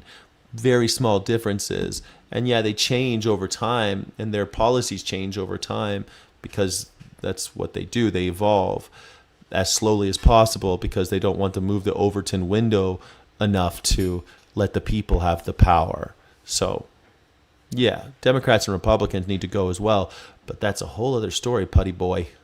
Sir, it should have some tax reform for middle-class people, particularly homeowners, and it should have these spending cuts. People want spending offsets. We're here to drain the swamp, and we're here to grow the... Affordability is about taxes. And affordability is about taxes being higher than food, clothing, and shelter. So I'm just going to say, this reconciliation you speak of, what will it contain? That's what concerns me. It's like we're firing a bow and arrow, but we're completely missing the target. Mm-hmm. Well, I know you know this, but I want to make sure your listeners know that only the majority leader in the United States Senate can bring a bill to the floor. I can't do that. Only Senator Thune can. And he... Jesus, Just Human, are you an imbecile? I like your PFP. I think that's Bill Clinton in the Monica Lewinsky dress, right? It's always so fun. I like that you've got that on there. But are you stupid or something? You got something rattling around in your head? Democrats switched in the 60s because they knew they could no longer control African American race by stripping them of the rights, so they had to manipulate them. The Democrats switched because of JFK having brand new ideas and thinking differently about stuff, but then they were forced to by the civil rights movement because there were people in the streets causing a lot of ruckus, and politicians' hands were forced. Republicans and Democrats had to pass the Civil Rights Act. Democratic president happened to be the one who signed it, but it was because of the pressure of the people. It was because of civil unrest. It was because of activists.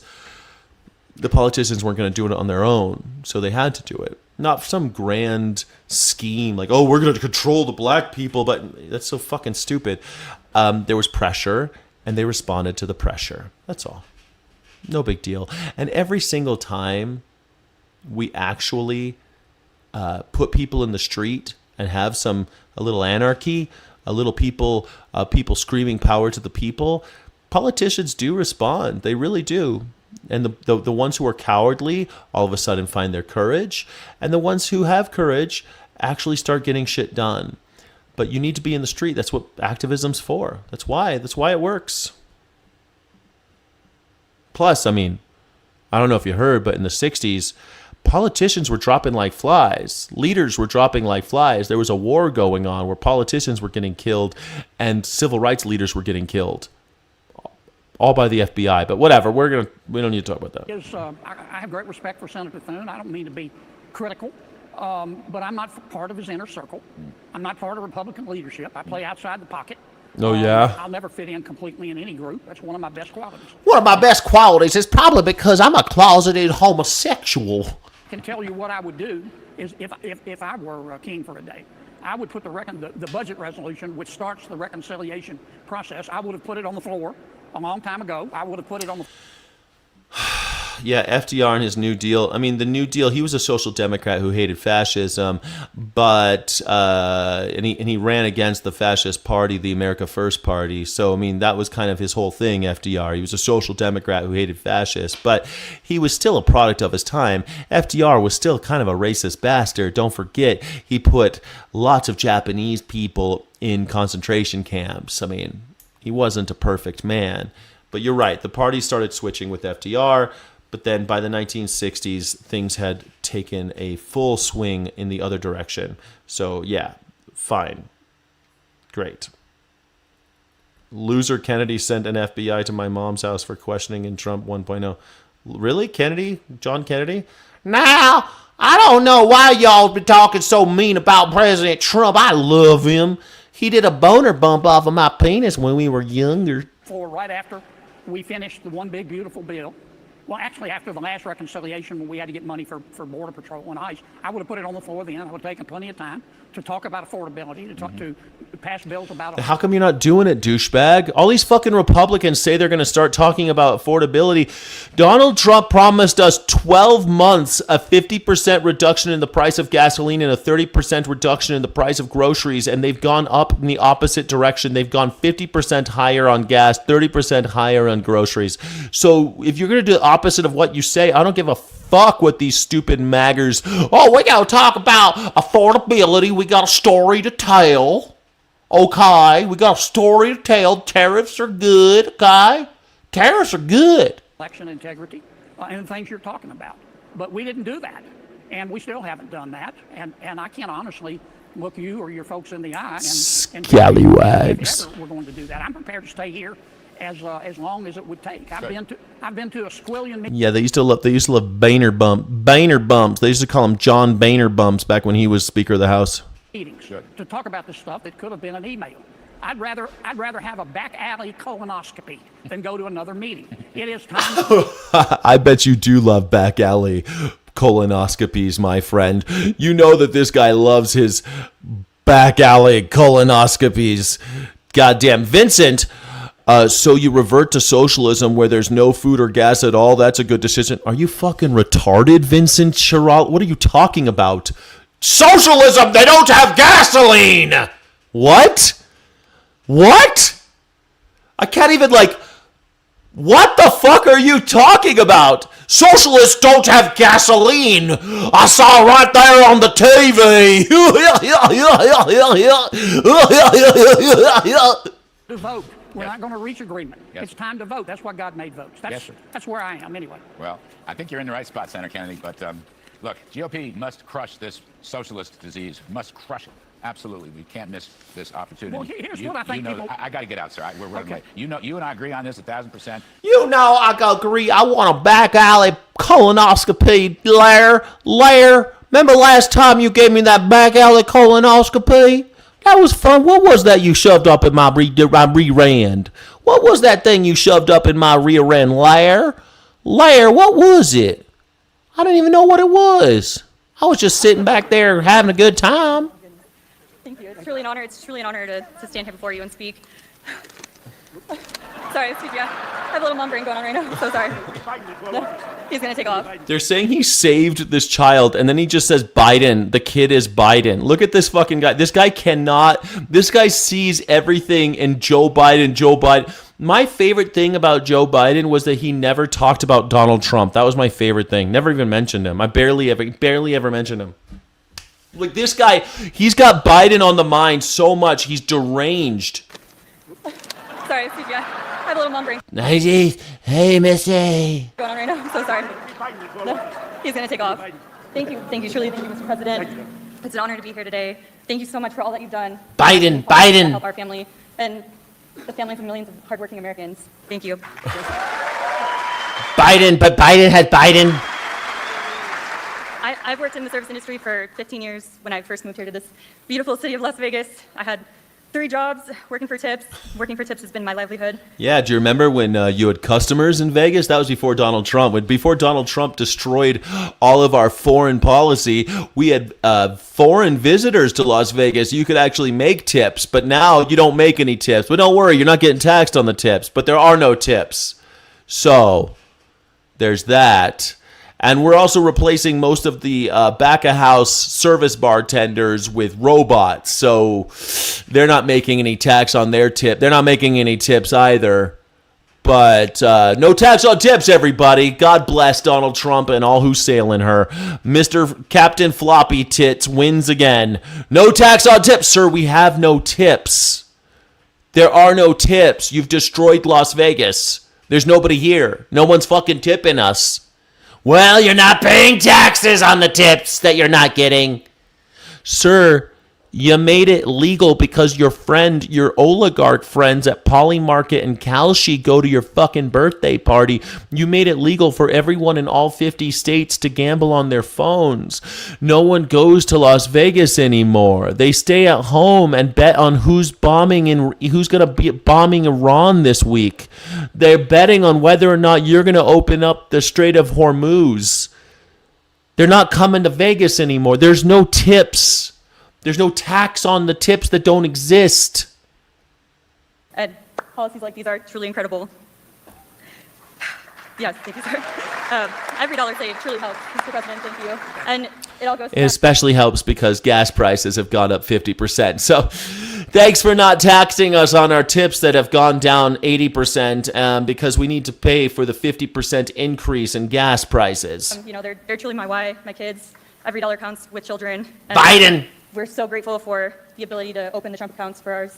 We're gifted the very generous contribution, the $1,000, and able to start the same for my son. And he did want to say a little something to you, Mr. President. Yes, thank you. Thank you very much.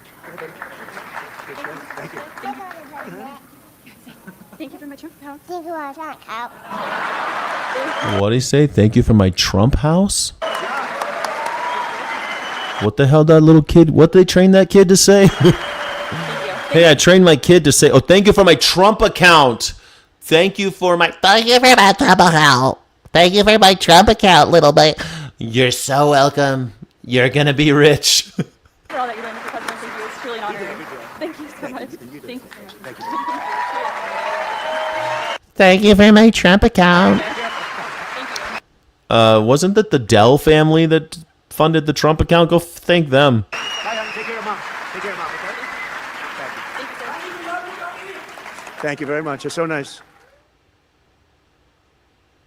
The FAA and the NTSB are now reviewing an incident involving Trump's Marine One helicopter and a passenger jet that got too close. On Tuesday, as Marine One took off from the White House with Trump on board, a plane took off from nearby Reagan Airport. And typically, air traffic is paused when the helicopter is in the air. But radio...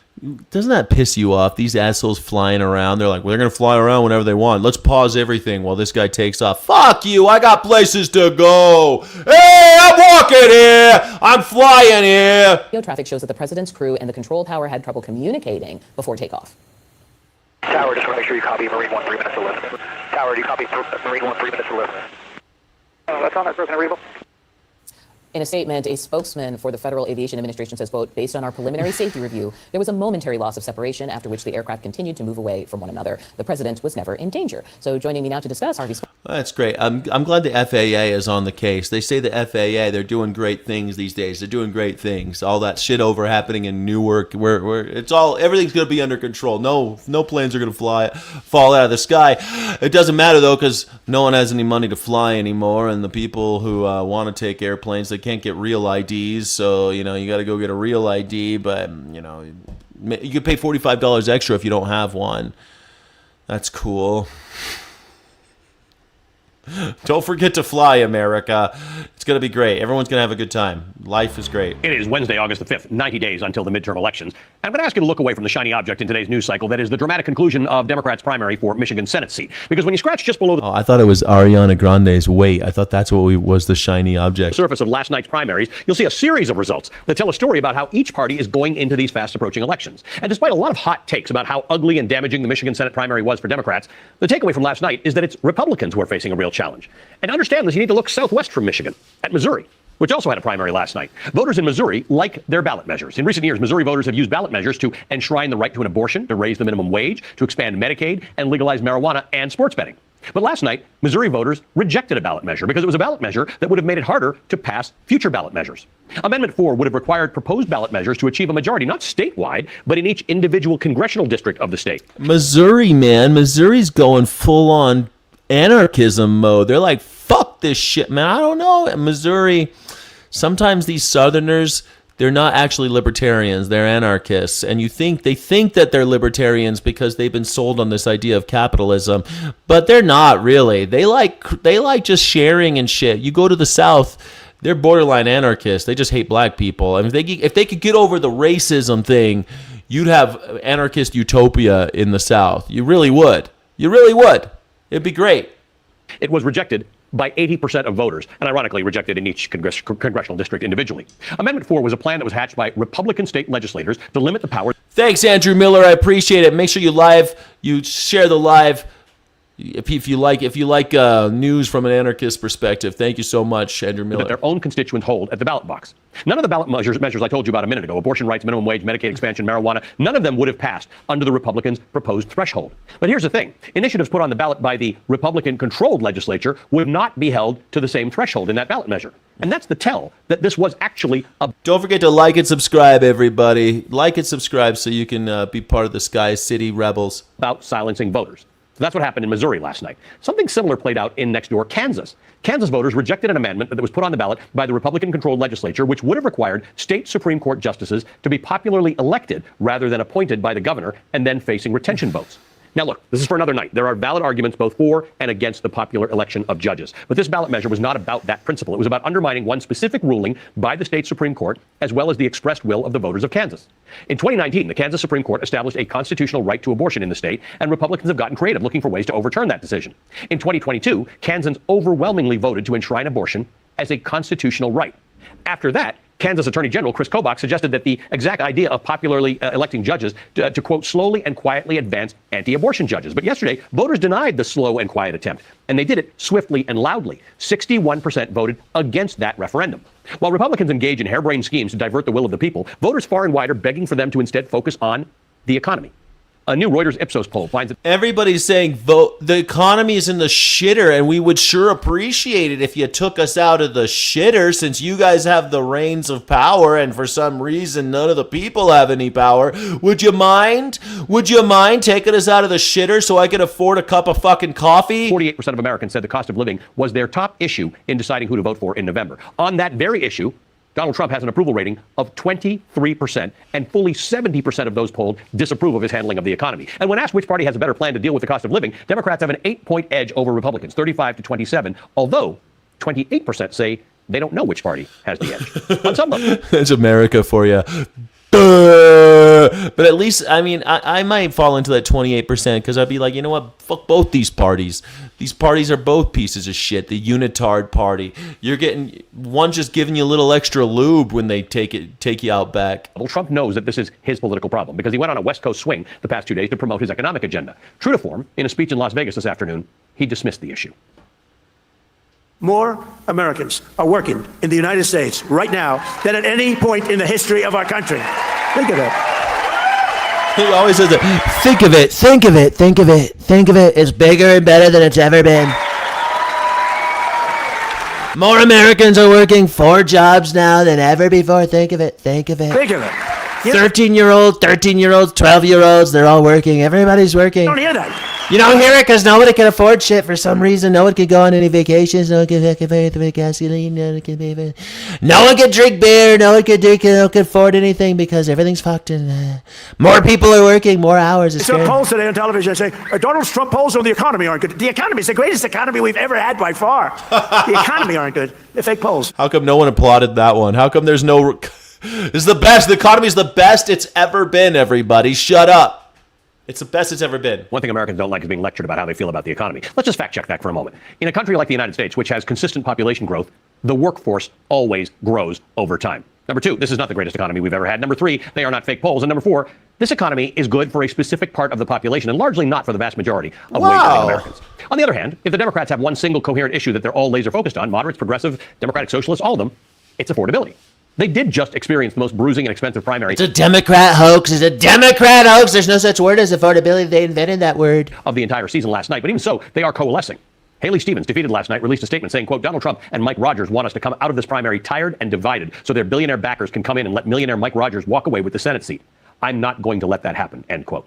Joining me now is the Congresswoman Debbie Dingell, Democrat of Michigan, who, of course, was acclaimed in her nomination last night. Congresswoman, good to see you again. Thank you for being with us.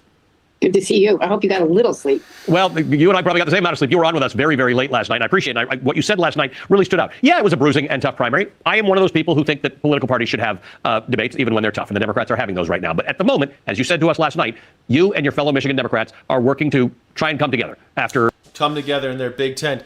I like this idea that someone just said that Americans always complain about the economy. Well, sure. Yeah, I mean, Americans always complain about the economy. That makes sense, right? Because they want to make it better, and it always seems to get worse, especially since the Great Depression. It just seems like we're in a constant state of depression. It just keeps on getting more expensive to have a house. If you are making $60,000 a year right now, how are you going to afford a $500,000 to $600,000 home? How are you going to do that? Oh, a 30-year mortgage. That makes perfect sense. In the Great Depression, the average person was making $4,200 a year, and the average person was making $4,200 a year, and a house cost $3,500. That means if you saved for like 2 years, you could buy a house in cash. Of course people are complaining about the economy because they see that like their great-grandfathers and their grandfathers and their parents, their dads, that they could afford houses and now they can't.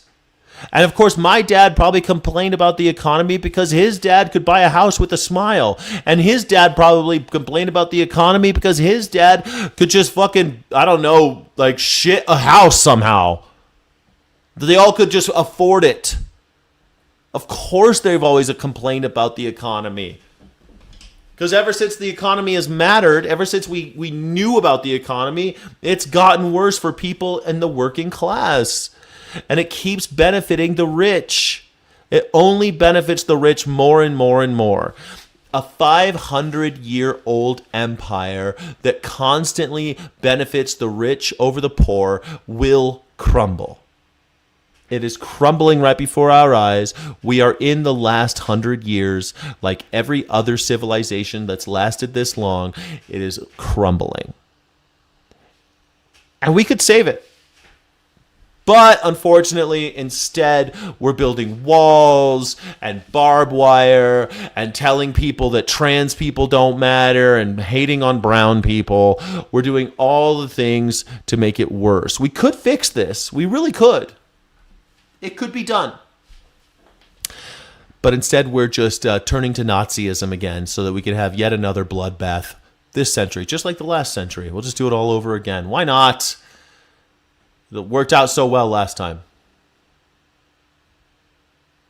All right, after a divisive race that split the party, far-left progressive Abdul El Sayed is now urging Democrats to unite after defeating Congresswoman Haley Stevens in Michigan's Senate primary.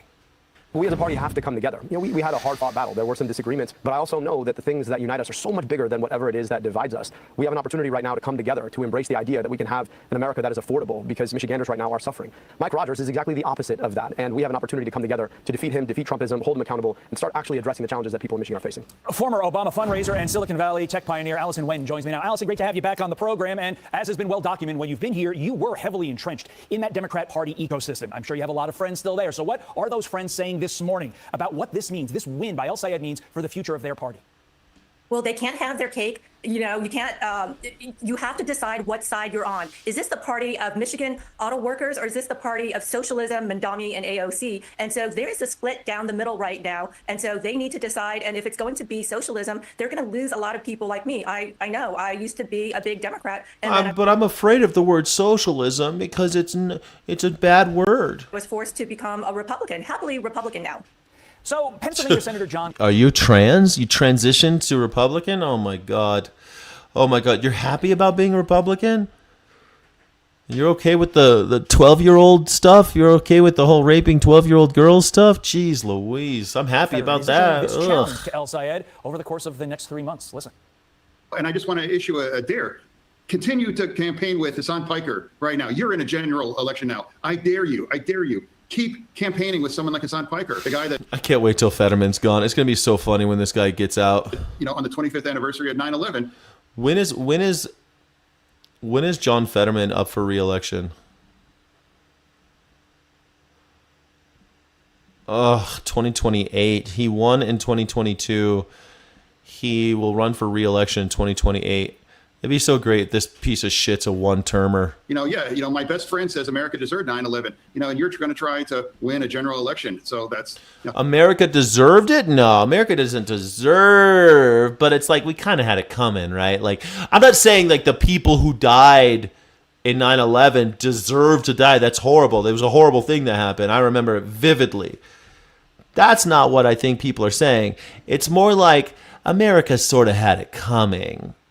Like, the demands were fairly modest to prevent 9/11. The demands were this: get the fuck out of Saudi Arabia, stop supporting Israel, stop sending money to Israel, take your military out of Saudi Arabia. Now, I mean, I feel like we could have done that and saved the 3,000 souls that perished on 9/11. But hey, we didn't. And they tried it in the 90s.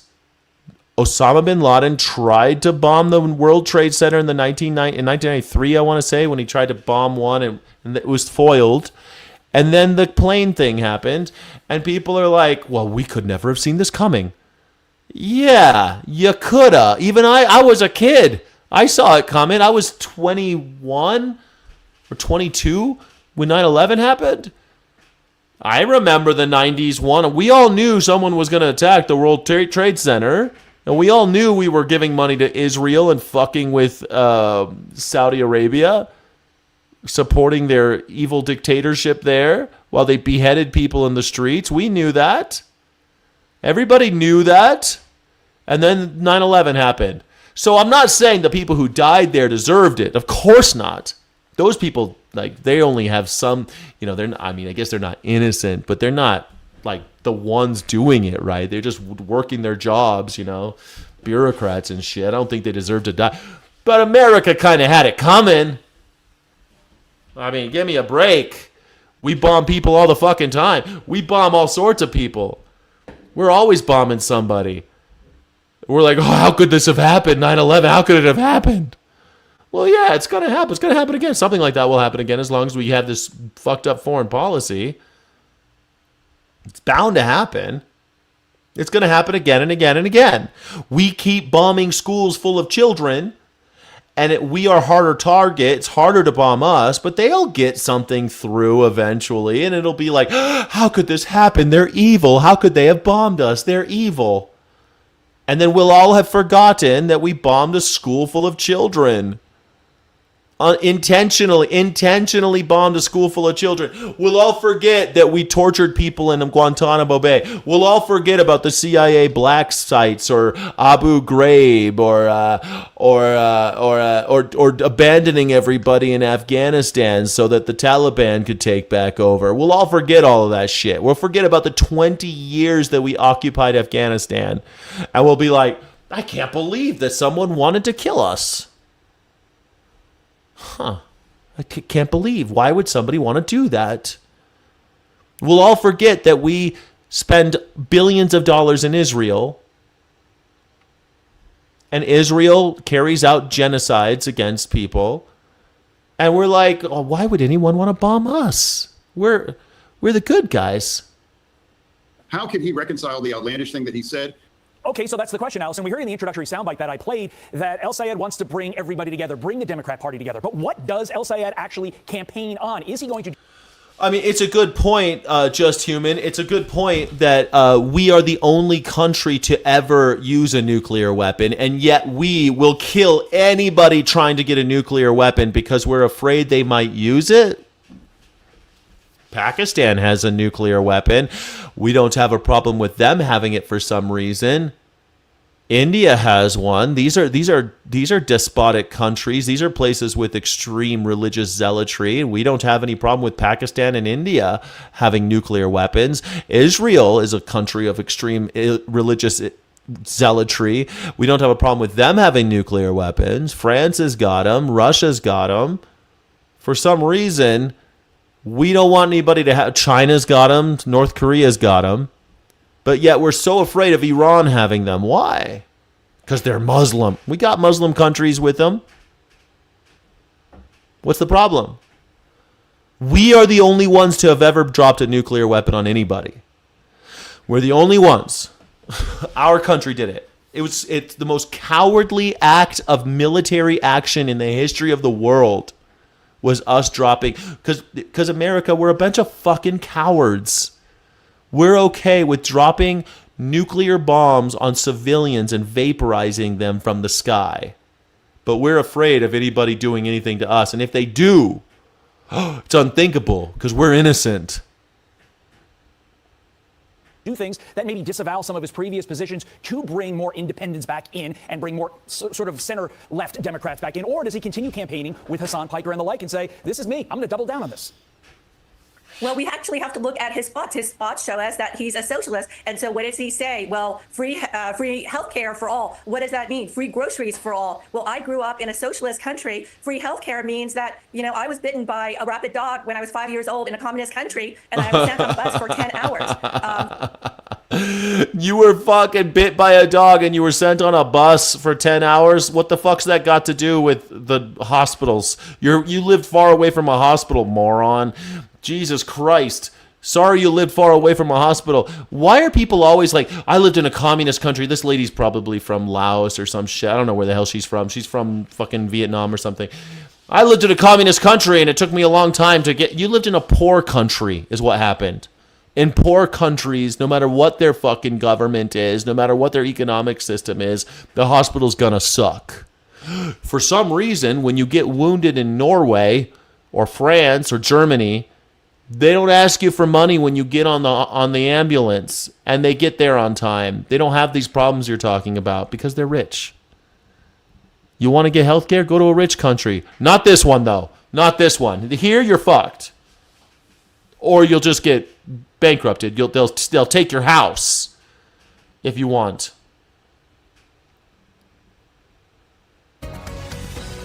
Welcome back. In just 2 hours, the Senate Homeland Security Committee is set to vote on whether to hold Dr. Anthony Fauci in contempt of Congress after he repeatedly pled the fifth more than 100 times during last week's hearing.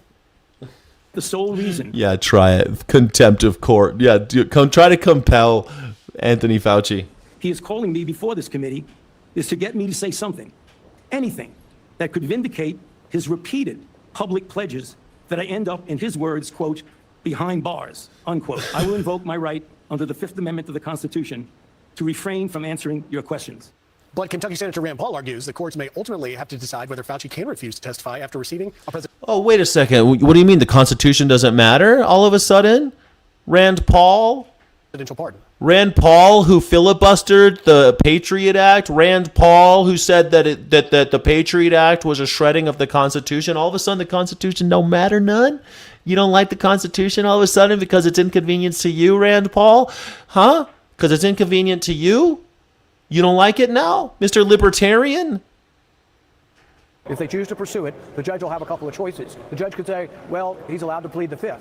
Or the judge could say, well, he's been pardoned. Why would he need to plead the fifth? And of what value is testimony if he doesn't have to promise not to lie? I mean, why would you need the Fifth Amendment if all you have to do is come before a committee and not lie? I don't know. Why do you need the Fifth Amendment? Why does Donald Trump need the Fifth Amendment? That motherfucker uses the Fifth Amendment like it's going out of style. Donald Trump, compel him. Donald Trump is the only president that I know of to plead the fifth. Bill Clinton didn't plead the fifth. Bill Clinton answered questions, was caught lying, and was tried. They didn't remove him from office, but he got impeached because he lied. Maybe he should have been removed. Fucking rapist. But Donald Trump pleads the fifth. And then he tells everybody only guilty people plead the fifth. Believe him. Believe Donald Trump when he tells you that only guilty people plead the fifth. Believe what he says. Because he pleads the fifth and everything. Every time. Chautauqua County. Hi. Here to discuss it is former Assistant U.S. Attorney Jim Trusty. Good morning, Jim. Thanks for joining us. Whatever. Disturbing video going viral tonight appearing to show celebrity blogger Perez Hilton harming himself with a knife during a live stream on TikTok. Many people alerting law enforcement about the distressing images of Hilton covered in blood and appearing to cut himself repeatedly with a butcher knife. Eyewitness News reporter Michelle Fisher here now with what we're learning about this disturbing live stream witnessed by so many. Michelle? Mark. How am I defending Fauci? First of all, there are some things to defend about Fauci, like, I don't know, PEPFAR. How about almost eliminating AIDS? How about getting people to be HIV negative? Those are all things that Fauci did. But whatever. Forget about what Fauci did. What have you done for me lately, Fauci? What have you done for me lately, Fauci? Fauci's just some old bitch that probably shouldn't have been in the position they put him in. But whatever. You want to put him on trial? Put him on trial. I don't give a shit. He pled the Fifth. That's the Constitution. It's his constitutional right. Sorry you don't like the Constitution. I'm not defending Fauci. I take the good with the bad.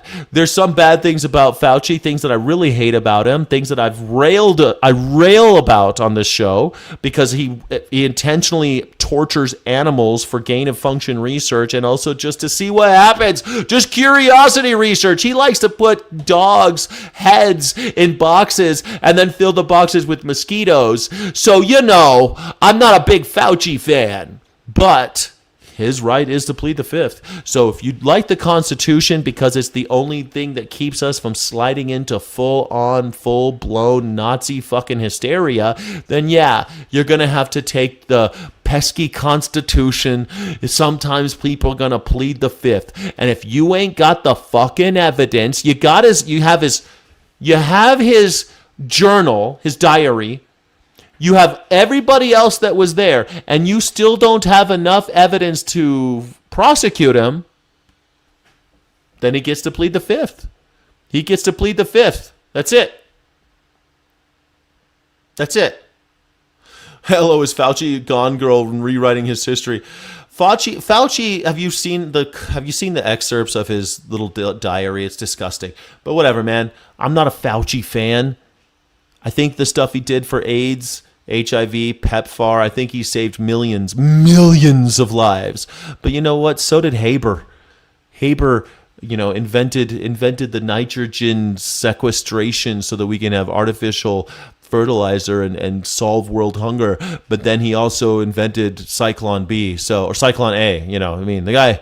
Yeah, scientists. They're crazy. They save the world, and then they invent the worst chemical poisons that torture you, and they torture animals. It's a mixed bag with scientists for sure. You can't trust them. Don't trust doctors. Don't trust scientists. Question them. Question everybody. Don't trust politicians either. Question them. Question everybody. Don't trust your mom. Question her.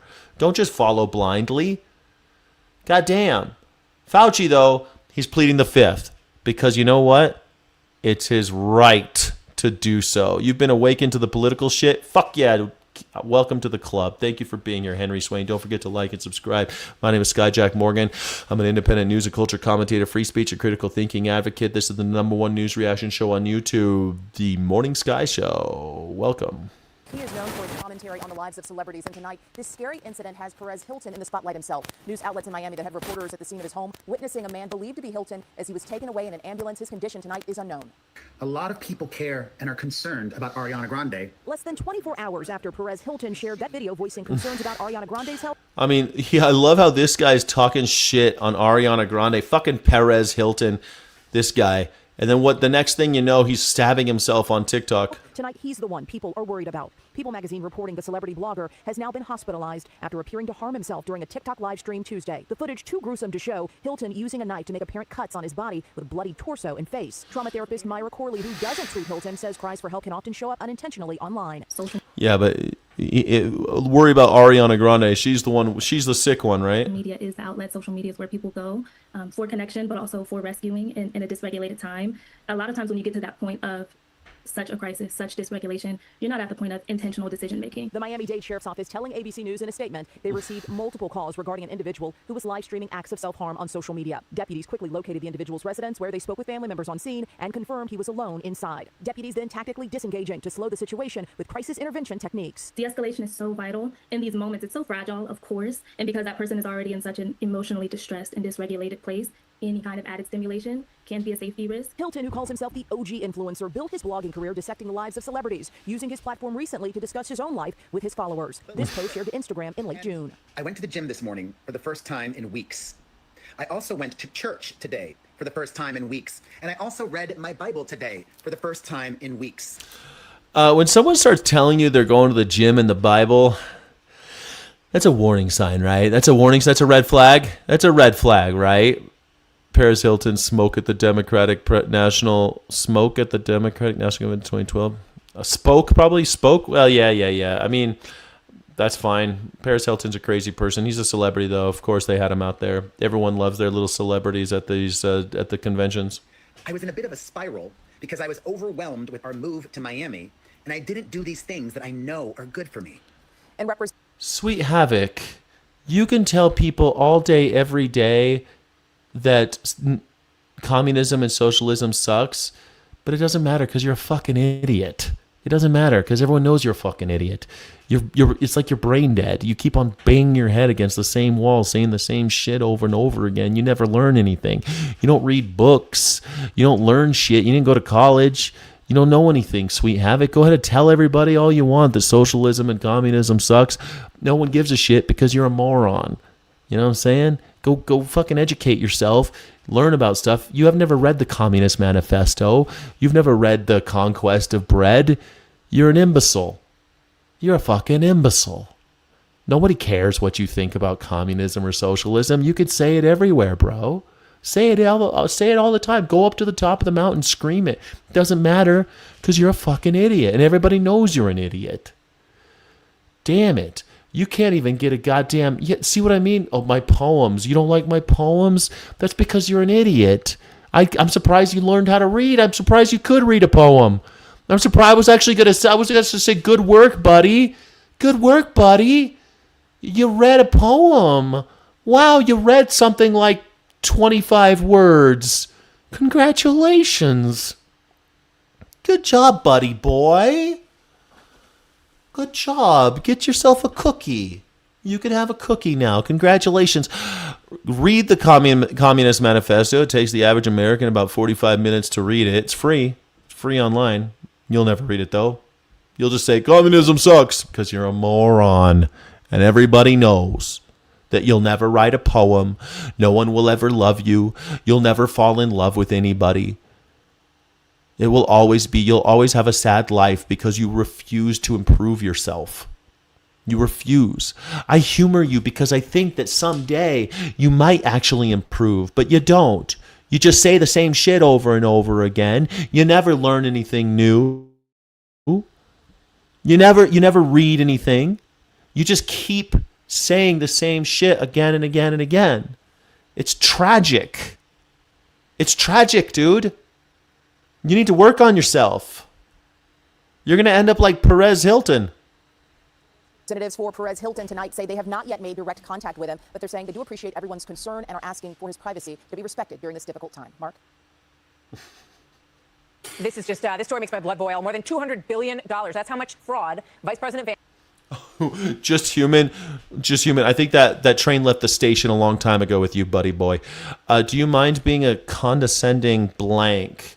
No, I don't mind. After a while, I try to be kind, but you're new, Kingdom Warrior 777. Stick around for a while. You'll see the same assholes come back over and over again, and you're like, why are you being mean to them? Because they've been coming back for years, and they say the same shit over and over again because they're stuck.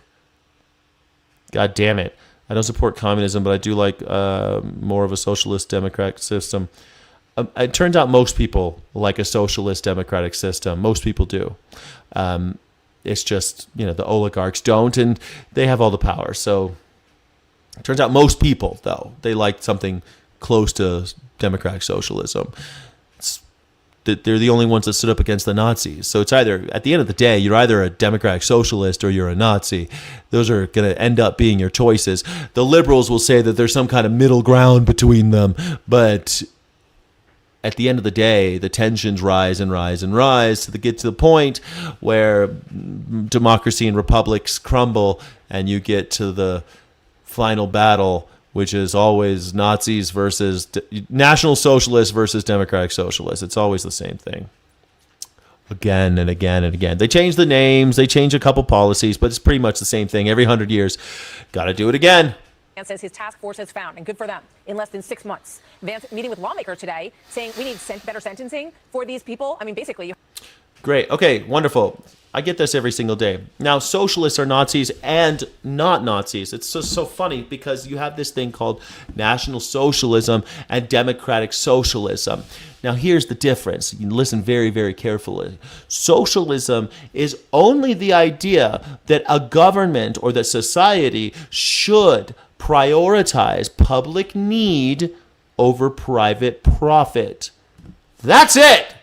Now, what you get sometimes is the National Socialists, they'll say, yeah, public, but what do you mean by public? That doesn't mean everybody does it. And the National Socialists will say, no, not everybody, just these people, usually white Christian nationalists, but it could be any group. It doesn't matter. It could be any could be just, I don't know, Zionists, if you will. It could be whatever you want, but you have to pick a sliver of the public and say that this is who we want to benefit. And we're going to enslave everybody and get into private-public partnerships so that the oligarchs, because those are the people that we really think are the ones that should be benefited by the organization of society. And so National Socialism is just that we are going to prioritize the benefit of a sliver of the public, whereas Democratic Socialism says, hey, the people, the public, means all of us. It should be for everyone, right? Not just the people born rich and powerful, right? That's a Democratic Socialist. The National Socialist says, well, the hierarchy exists for a reason because I was born at the top of the hierarchy. And since I was born somewhere near the top, the socialism should only benefit the people at the top so that we can enforce the rigid hierarchy. That's National Socialism. How you accomplish it can change, but the belief structure doesn't change. They change names.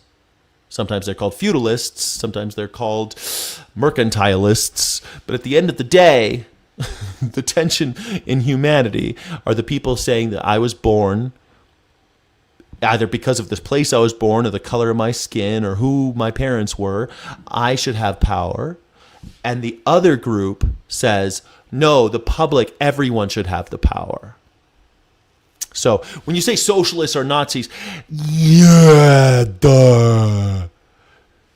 Just shows that you're maybe a little behind in your high school reading assignments. Are you a little behind in your high school reading assignments? You haven't heard that that Democratic Socialists and National Socialists were the ones who were fighting in the Weimar Republic, and that the National Socialists were the ones who won, and that was the fall of Germany. And under the scourge of National Socialism, the Nazi Party took them into very dark corners and dragged the entire world into World War II. You know, did you forget about? Did you not get to that part in high school? They teach you that in high school. I think I learned that in the fucking 4th grade. God damn, where you been? Where did you go to school? Have to make examples of these individuals to break apart these businesses that are thriving in certain neighborhoods around the country. He says it's despicable. Watch this. We've been able to stop $56 billion in fraudulent payments that would have otherwise gone to fraudsters rather than to the people who need them. And in the process, we've saved, obviously, the American people a lot of money. So, I mean, this is low-hanging fruit. That's the problem. It's very easy in too many cases to pull off this kind of fraud. Here's one example. A suspect... Here you go. So for anyone who thinks I'm mean to Sweet Havoc, who says the same shit again and again and again, he says the same things. Socialist countries tend to become authoritarian. Man, every nation state becomes authoritarian. It doesn't matter. It's not because of socialism, you stupid fucktard. It's because of the dark triad of personalities. And usually authoritarianism rises in places where there are columns of power that already exist. And where there's a vacuum of power, someone can get in there and rise to power. It doesn't matter how that vacuum occurs. Maybe sometimes they kill them, like in the case of Stalin killing Lenin, and now all of a sudden he can kill a bunch of other people and rise to power.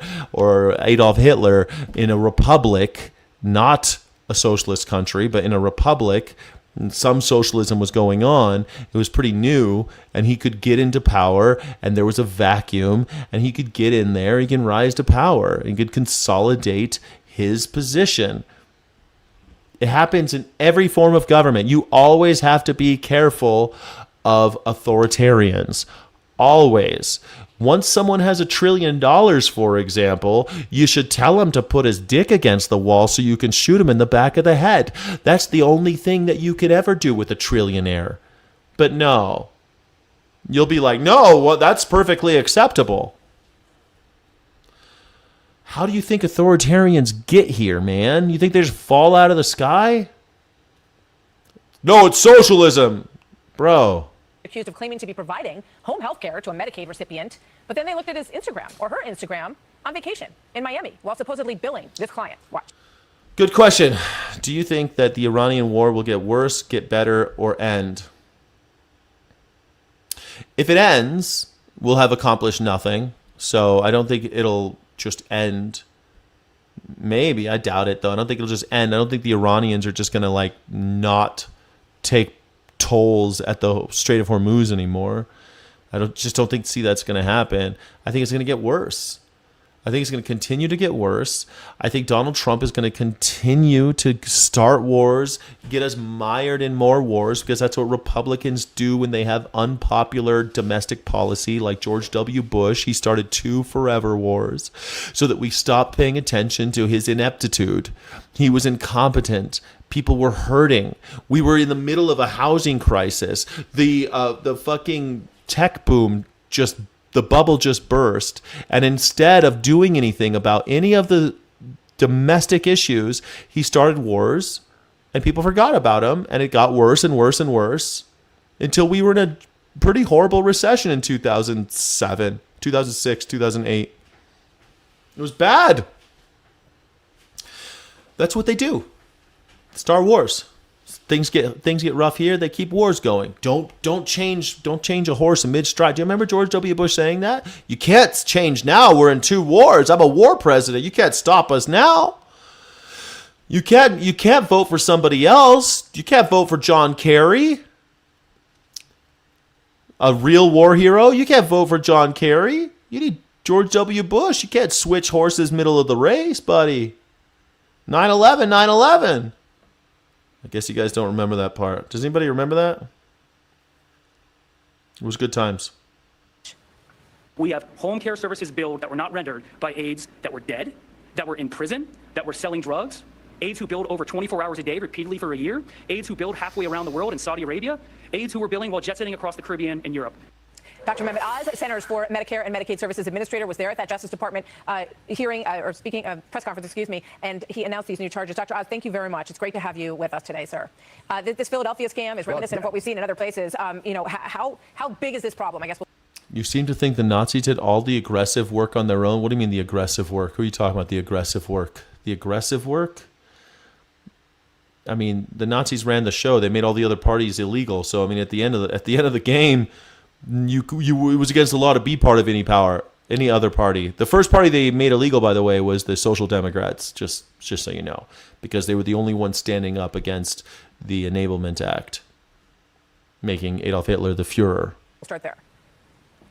Massive. The vice president, who has been tackling this with the anti-fraud task force that the president put together, is using an all-of-government approach, which is why you're seeing us now getting our arms around this problem. But Martha, I want to give people confidence. This is very much like the border crisis from 2 years ago. The one thing that was lacking in closing the border was the will of the federal government to close the border. Once the president decided he wanted to close, it was closed. The president's deciding, vice president supported the entire task force. All of us want this problem dealt with. That gentleman speaking, David Metcalf, is the U.S. attorney for the Eastern District of Pennsylvania, Philadelphia, basically. That building behind us was the federal holding area. It's a jail. Someone in that jail was theoretically getting care as a home health care provider from his wife. That was part of the fraud. And you know what he said? He said, everyone's doing it. If you're going to arrest me, you're going to have to arrest everybody in Philadelphia. Another perpetrator who went to that jail was literally picked up on drug charges, wanted to lock out, sign out from his home care gig that he was doing as a side hustle. And he said, I needed to do it. And they said, what are you talking about? He said, well, yeah, we're all doing it. It's the best kept secret in Philadelphia. And the reality is all of these grifters have come from other areas, drugs and other criminal entities. Maybe we should, I don't know, make healthcare affordable and for everyone, like they have in places like Israel, where you have the right to go get care no matter what, and then you don't have to hire your drug addict cousin to check in on you. That'd be rad, right? Maybe we should get healthcare in this country. No, we can't do that. Let's not get healthcare. Yeah, Mehmet Oz. He's got a fucking... Mehmet Oz wants you all to die in the streets. The one thing the left doesn't want to... They've adopted tactics of the Nazis when they were coming into power. Sweet Havoc, you're so stupid, it's fucking painful at this point, Sweet Havoc. You need to stop watching this channel, man. You need to stop watching. The left hates Nazis. Punch Nazis in the face. Punching Nazis in the face does not make you a Nazi. You think that everyone's some liberal little bitch? No, the liberals are afraid of punching Nazis, which is why we end up with Nazis. If the left actually was around, who do you think the left is? There's barely any leftists, asshole. If there were, there would be no Nazis. There would be no MAGA. They're using the tactics. What tactics?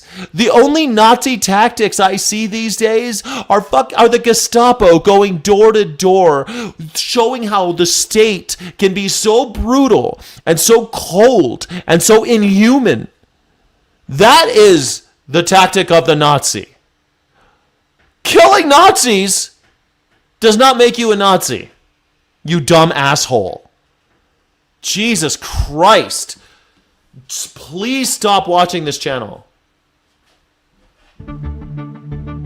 President Donald Trump says an agreement with Iran to reopening the Strait of Hormuz could come as soon as today or perhaps tomorrow. But a senior military official from Iran says that's false and there's no negotiations happening right now with the U.S. Instead, Iranian officials say they have... Wait, Donald Trump lied? He said that they were having negotiations, and Iran is saying, no, we're not? Negotiating with the country of Oman to reopen the Strait of Hormuz. A fifth of the world's oil is transported through the critical waterway. President Trump has threatened to launch new strikes if Iran doesn't reopen the strait. We're going to bomb you even more. I'm here today to join the chorus of opposition to Todd Blanche's nomination as Attorney General of the United States. Things that Republicans have purported to care about are disasters with this guy. Pam Bondi put the blame directly on Todd Blanche for the Department of Justice's foul-up with the Epstein files. That foul-up was pretty deadly serious for the women who were victims, who had managed to keep that fact private until Todd Blanche and the DOJ fouled that up and put out their names, put out their addresses, put out their photographs, in some cases put out photographs with very little clothing on. Complete disruption of the lives of the victims of Epstein's depravity. Complete incompetence from a document production point of view. And on the other side, this guy actually participated in the Epstein cover-up. Remember that there was a witness who spoke to FBI agents about having been assaulted by Donald Trump when she was about 14 years old, physically assaulted and sexually assaulted. She spoke to the FBI at least 4 times. Those 4 times... You know what? I believe her. I believe her that Donald Trump assaulted a 14-year-old. You don't believe her? Were recorded in FBI 302s. A 302 is the FBI name for the witness statement that the agents write up after an interview. So 4 times... Swaggy, what do you think we're doing? What do you think we're doing, buddy? Swaggy McTorso, what do you think's happening? This is the last 100 years of the empire. Unless something really insane happens, we're going down the tubes, buddy. This is it. It's over. Thanks for liking and subscribing, everybody. My name is Skyjack Morgan. I'm an independent news and culture commentator, free speech and critical thinking advocate. Thank you so much for being here. Ask questions, question authority. Don't let the bastards grind you down.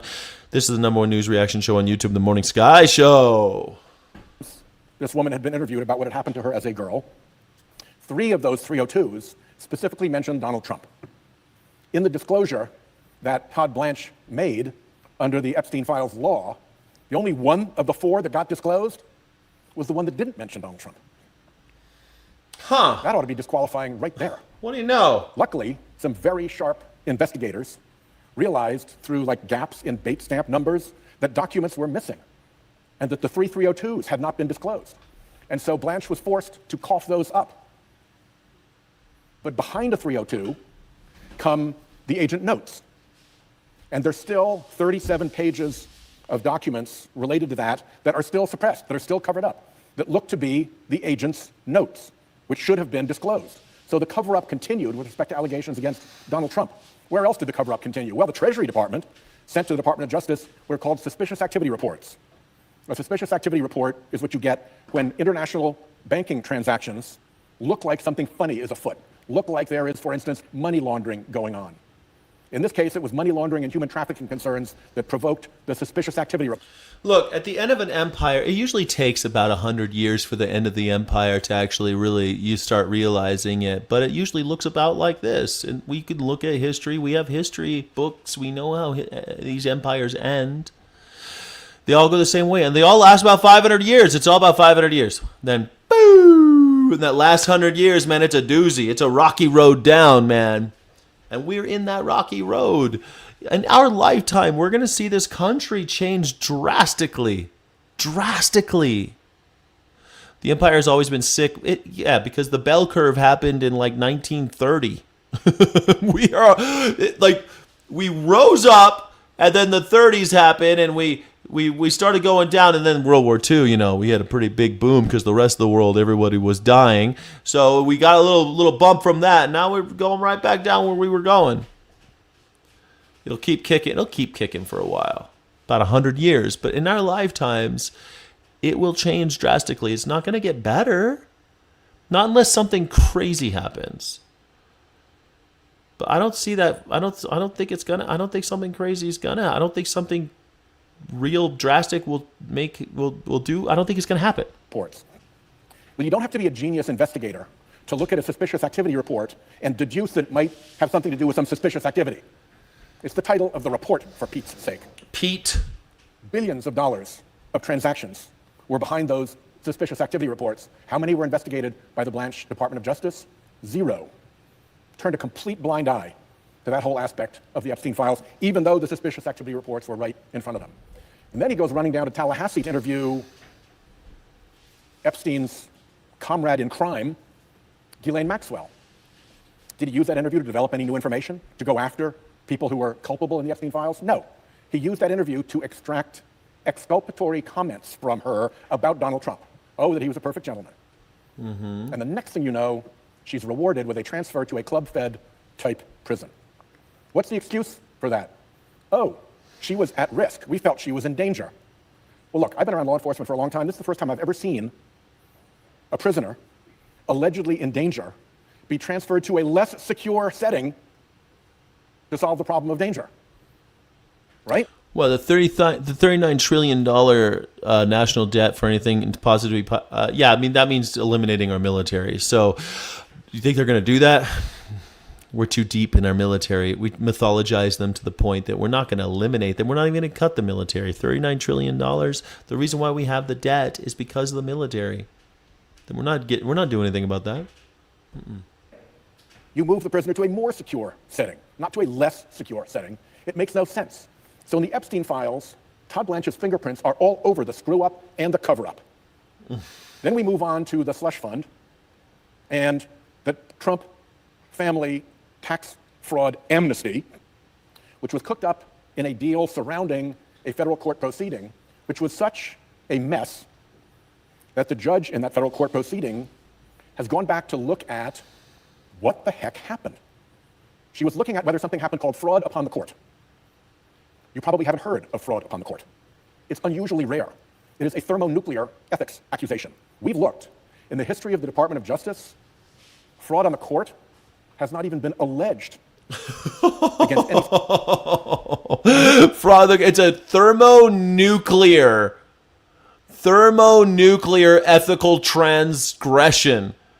He's going to be the new attorney general. That's great. We should have just let Matt Gaetz be our attorney general. Last time Donald Trump, he wanted Matt Gaetz, and then what did we have to do? What do we have to do? We had to get Pam Bondi. Pam Bondi gets fired. Todd Blanche, that's who we did. We need Matt Gaetz, but let's bring him back in the mix. We haven't heard from him for a while. Let's get him back. We love our pedophiles. The chomocracy in America is strong. Let's get Matt Gaetz back. Is here. What's my solution? I don't see anything can be done. Things can be done. We need to have major things can be done. We need to actually elect people that want to stop sending money to Israel. We need to elect people who will, we need to have ranked choice voting so that more democracy is in the hands of the people. We need to abolish the Senate. We need to drastically reduce our military spending. We could do it. We could do it. We need single payer health care, so that we stop spending $3 trillion a year for the worst fucking healthcare in the world. So, we could do it. There's things we can do, Chris Jensen. It's not all lost yet. I just don't think we're gonna. But I really hope we do. I think these social democrats are going to get murdered like they always do. They always murder the social democrats. Look what they did to Martin Luther King Jr. and Fred Hampton and Malcolm X and JFK and these guys, they don't last long. They kill those guys. That's what they do.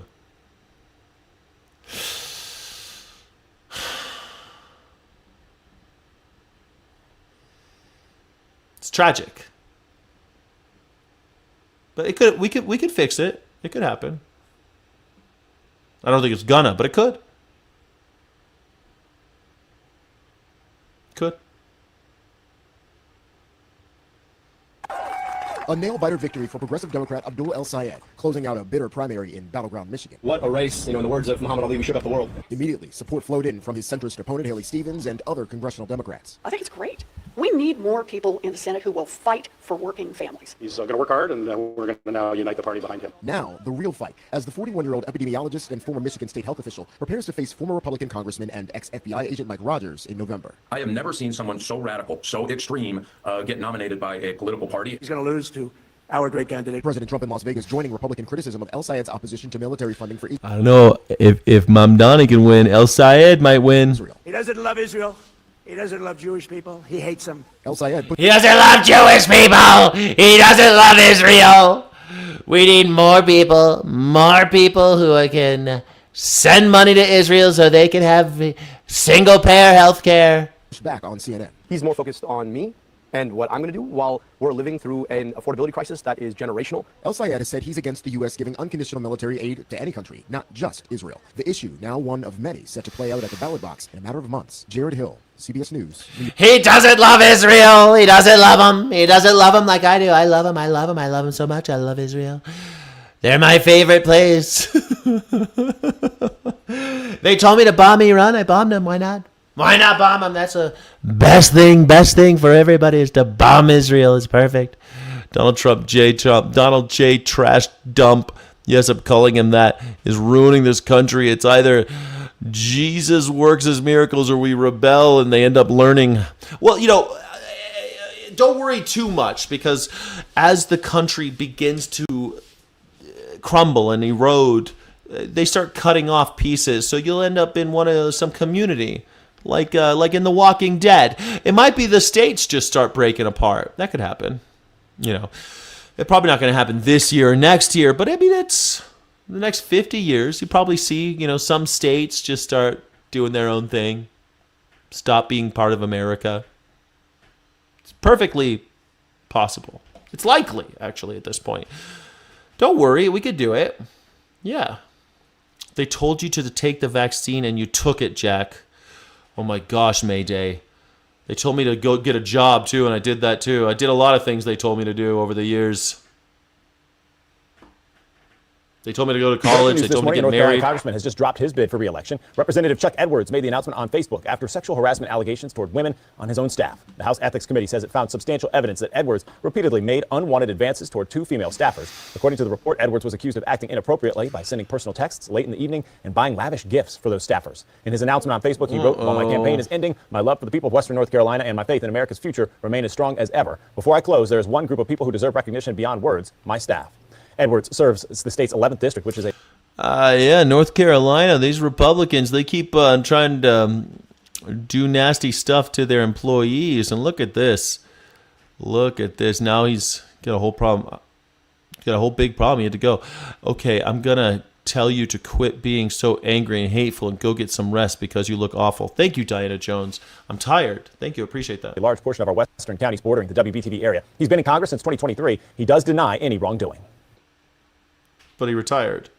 Through thousands of acres in Spokane, Washington, a local one-of-a-kind crew of partially incarcerated firefighters responded, attempting to help their community. Washington State's Department of Natural Resources Arcadia 20 says they recruit the best crew members from various prisons in partnership with the Department of Corrections Camp Crews program. So we have a great partnership with Department of Corrections, the Eleanor Chase House Reentry Center. They're here, they're local as well, and we have guys that are from the area, and we have plenty of guys that aren't from this side of the state, and then lived in different locations, but they're here now, and they love their community, and they want to be able to help in any way that they can. We're going to put the prisoners can stop the fires. That makes perfect sense. Yeah, society has failed you. Do you want to help society? For their dedication, when the incarcerated firefighters join the elite group, they are paid state wildland firefighter wages, receive benefits, and become members of the union. John? Wow, they even become members of the union. I'm Atra Al-Nashar in Washington. There are growing concerns the U.S. military is running low on missiles and interceptors to defend against incoming attacks. The Trump administration insists they have what they need to continue the war, but is still asking Congress for tens of billions of additional dollars for munitions and equipment. Pushing for a diplomatic route out of this war, President Trump reiterating this threat against Iran. We hit them very, very hard, but the hard hit is yet to come, and hopefully we won't have to use it. But new reports of dwindling military stockpiles are raising serious questions about whether U.S. troops have what they need to keep up this fight and stay prepared for whatever comes next. Reuters was first to report the U.S. Army has used up much of its global stockpile of highly accurate long-range missiles during its 5-month war with Iran, citing 3 people familiar with inventory data. The report says these missiles are mainly surface-to-surface ATACMS and precision strike missiles seen here. Also citing people familiar with supply levels, CNN reports the U.S. military has burned through nearly 4/5 of its THAAD missile inventory compared to pre-war numbers and roughly half of its Patriot interceptors since the start of the war. Defense Secretary Pete Hegseth says the report is not true. The White House insists the military has everything it needs and that... And the P. Hexa says, "Nuh-uh, we got plenty of missiles." How interesting. ...some to execute orders from the commander-in-chief. Here was the president last week. We have a lot of... Do you think we're going to run out of money for missiles? We don't have enough money for schools, but missiles, we always have enough money for missiles, right? The mid-level stuff, too. I mean, more than we could ever use, no matter what. But we have a lot. I'd like to have more, to be honest. The Pentagon asking Congress for more than $67 billion in supplemental Spokane. funding outside the regular budget process. Without these funds, we face critical shortfalls that threaten our ability to also simply pay our service members, rapidly replenish equipment and munitions, and sustain vital operations without disruption. Senate Armed Services Committee member, Republican Rick Scott of Florida, tells us he spoke with Hegseth about this Wednesday morning. In the last year and a half, we've increased the funding for our military. We need to continue to do that. We are in a tough time. The world is tough. Experts at the Center for Strategic and International Studies tracking munitions inventory say enough remains for any plausible scenario in the war against Iran. The risk comes from potential future wars. Yeah, we're not going to be okay to have a war. If something bad happens, then I guess we're just up shit's creek because Donald Trump started a war with Iran. So what could go wrong? What could go wrong? Let me think. Could there be something going on in a place called Taiwan? Could that be happening? Probably. Maybe this thing going on in Ukraine that Donald Trump said would be over on the day he was elected. He said it would be over on November 6th, 2024. They're still fighting for some reason. I wonder what we're going to do. What's going to happen? The Chef Creole restaurant in Miami's Little Haiti neighborhood is typically bustling with customers. Not today. People are scared. Owner Wilkinson Sador says it's not just the clientele. After 34 years in business, he's lost his entire management team at 7 locations and will likely have to shut down 2 stores due to the end of temporary protected status. The end of TPS means for me that my future in the hospitality business is almost going to be non-existent. On Sunday, federal officers made an immigration arrest outside one of his restaurants. So these are people who are here legally. They're having their temporary protective status removed without any due process, and then thugs come and then collect them. These are people who are here legally. They did not come into this country illegally. They're being made illegal. This is Nazi shit again. All of a sudden, Jews, it's illegal to be Jewish. But wait a second. These people aren't illegal immigrants. Yes, they are. We need to deport all of them. But wait, they've been living here for 35 years. That don't matter. They're here illegally now. Let's get rid of them. We're doing the same shit. It's the same thing again and again and again, bro. It never ends. I voted for Donald Trump. What would you say to the president that you voted for? Yeah, what do you know? He sold to me that he is a businessman and that he will be making business decisions. Do you regret your... He's a con man. Well, yes, I do. Despite reports from the United Nations of escalating gang violence fueling displacement in Haiti, the Trump administration has stated the country no longer meets the conditions for TPS designation. TPS holder Farah LaRue has been living in the United States since 2005. We met her last year as she prepared for the end of the program. To date, she's in hiding. There's people that say, well, temporary protected status is supposed to be temporary. Why are you so focused on temporary and not focusing on protected when the law is about protecting those who cannot go back to their country? LaRue is among the 330,000 Haitian nationals living in the U.S. with TPS. I want the world to know that going back to Haiti is a death sentence. In fact, the State Department has a level 4 travel advisory for Haiti, warning Americans not to travel there. Haitian Americans that I spoke to said that some have started carrying around their U.S. passports because they're concerned about being targeted by immigration officers. Cristian Benavides, CBS News, Miami. New Hampshire is joining dozens of other states in asking Congress to preserve imagine? federal hemp reforms. Last year, a loophole. Can you imagine, like, you're here legally, you've done everything right, you've done everything you can, you've done everything the right way. You know how they always say that shit? Well, we're not against immigrants, we just want everyone to do it the right way. Then why don't you do it they did it the right way. They did it the right way, and then they got humiliated. They got destroyed. They got arrested. They're being tortured.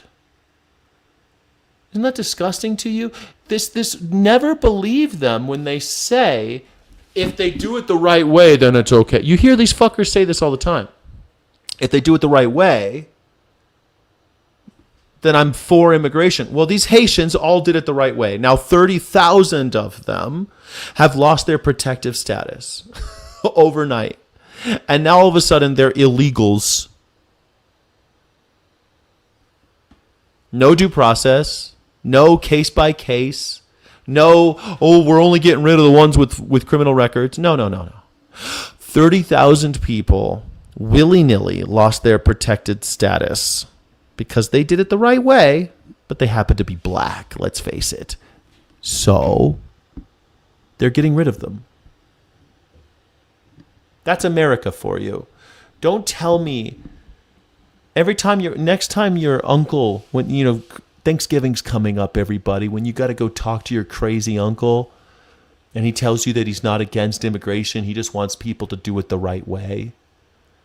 You could tell them about Haiti. Yeah. So here's a real Nazi. This is a real Nazi right here. Good. We want mass deportation. Hell yeah. See, that's just like straight up real Nazi, like old school Hitler Nazi shit. We want mass deportation because we don't believe in human rights. All right. Well, you're un-American. You should move to Saudi Arabia. You should move to El Salvador, where they don't believe in human rights. You could move to Afghanistan, move to Taliban-controlled Afghanistan. That's where you belong. That's where you belong, dude. That's it. That's where you belong with the Nazis. You can go lick the boots of some Nazi despot someplace. Take that anti-American shit someplace else. You hate America so much. In America, we're supposed to say all men are created equal. That human rights are inviolable, inalienable. That the power to the people is sanctified, sacrosanct. And yet, every single day, I get these Nazis in my chat like you who say things like mass deportations, that's what we want. That's just Hitler shit, bro. You're just a Hitler guy.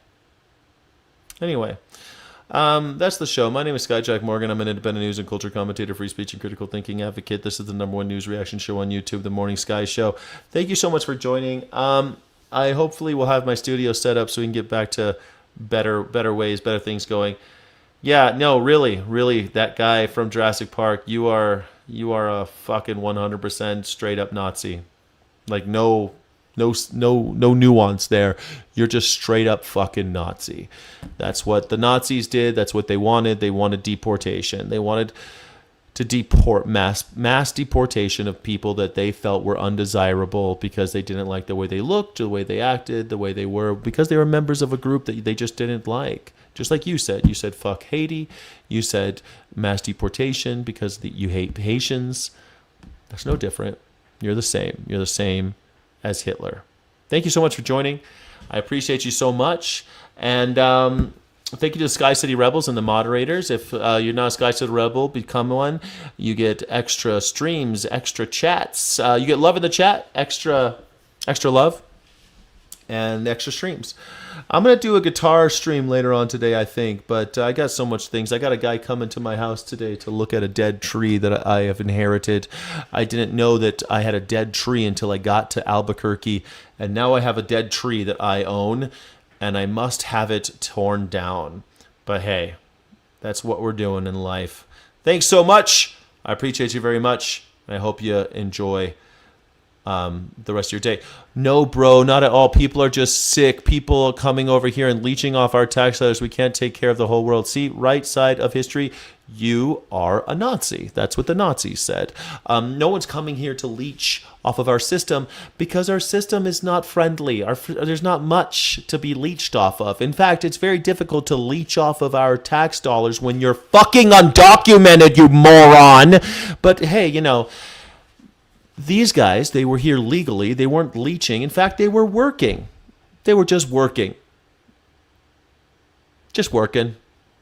They weren't leeching. Nope, sir. No, they weren't. You just thought they were leeching because they're black. You just don't like black people. You call them animals.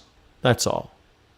You just think that people who look different from you are animals and therefore should be enslaved because you think that animals should be enslaved. You see, you're just a Nazi. Just like a real honest to goodness 1943 Nazi. Like a straight up Hitler guy. It's disgusting. And you should be dragged outside and tarred and feathered like they used to do in America with collaborators with fascists. Thanks so much. Appreciate you. Illegitimate non-carborundum. Don't let the bastards grind you down. I'll see you tomorrow. Question everything. Question authority. Godspeed, Rebel. Thank you so much for watching. Don't forget to like and subscribe. Thank you so friggin' much.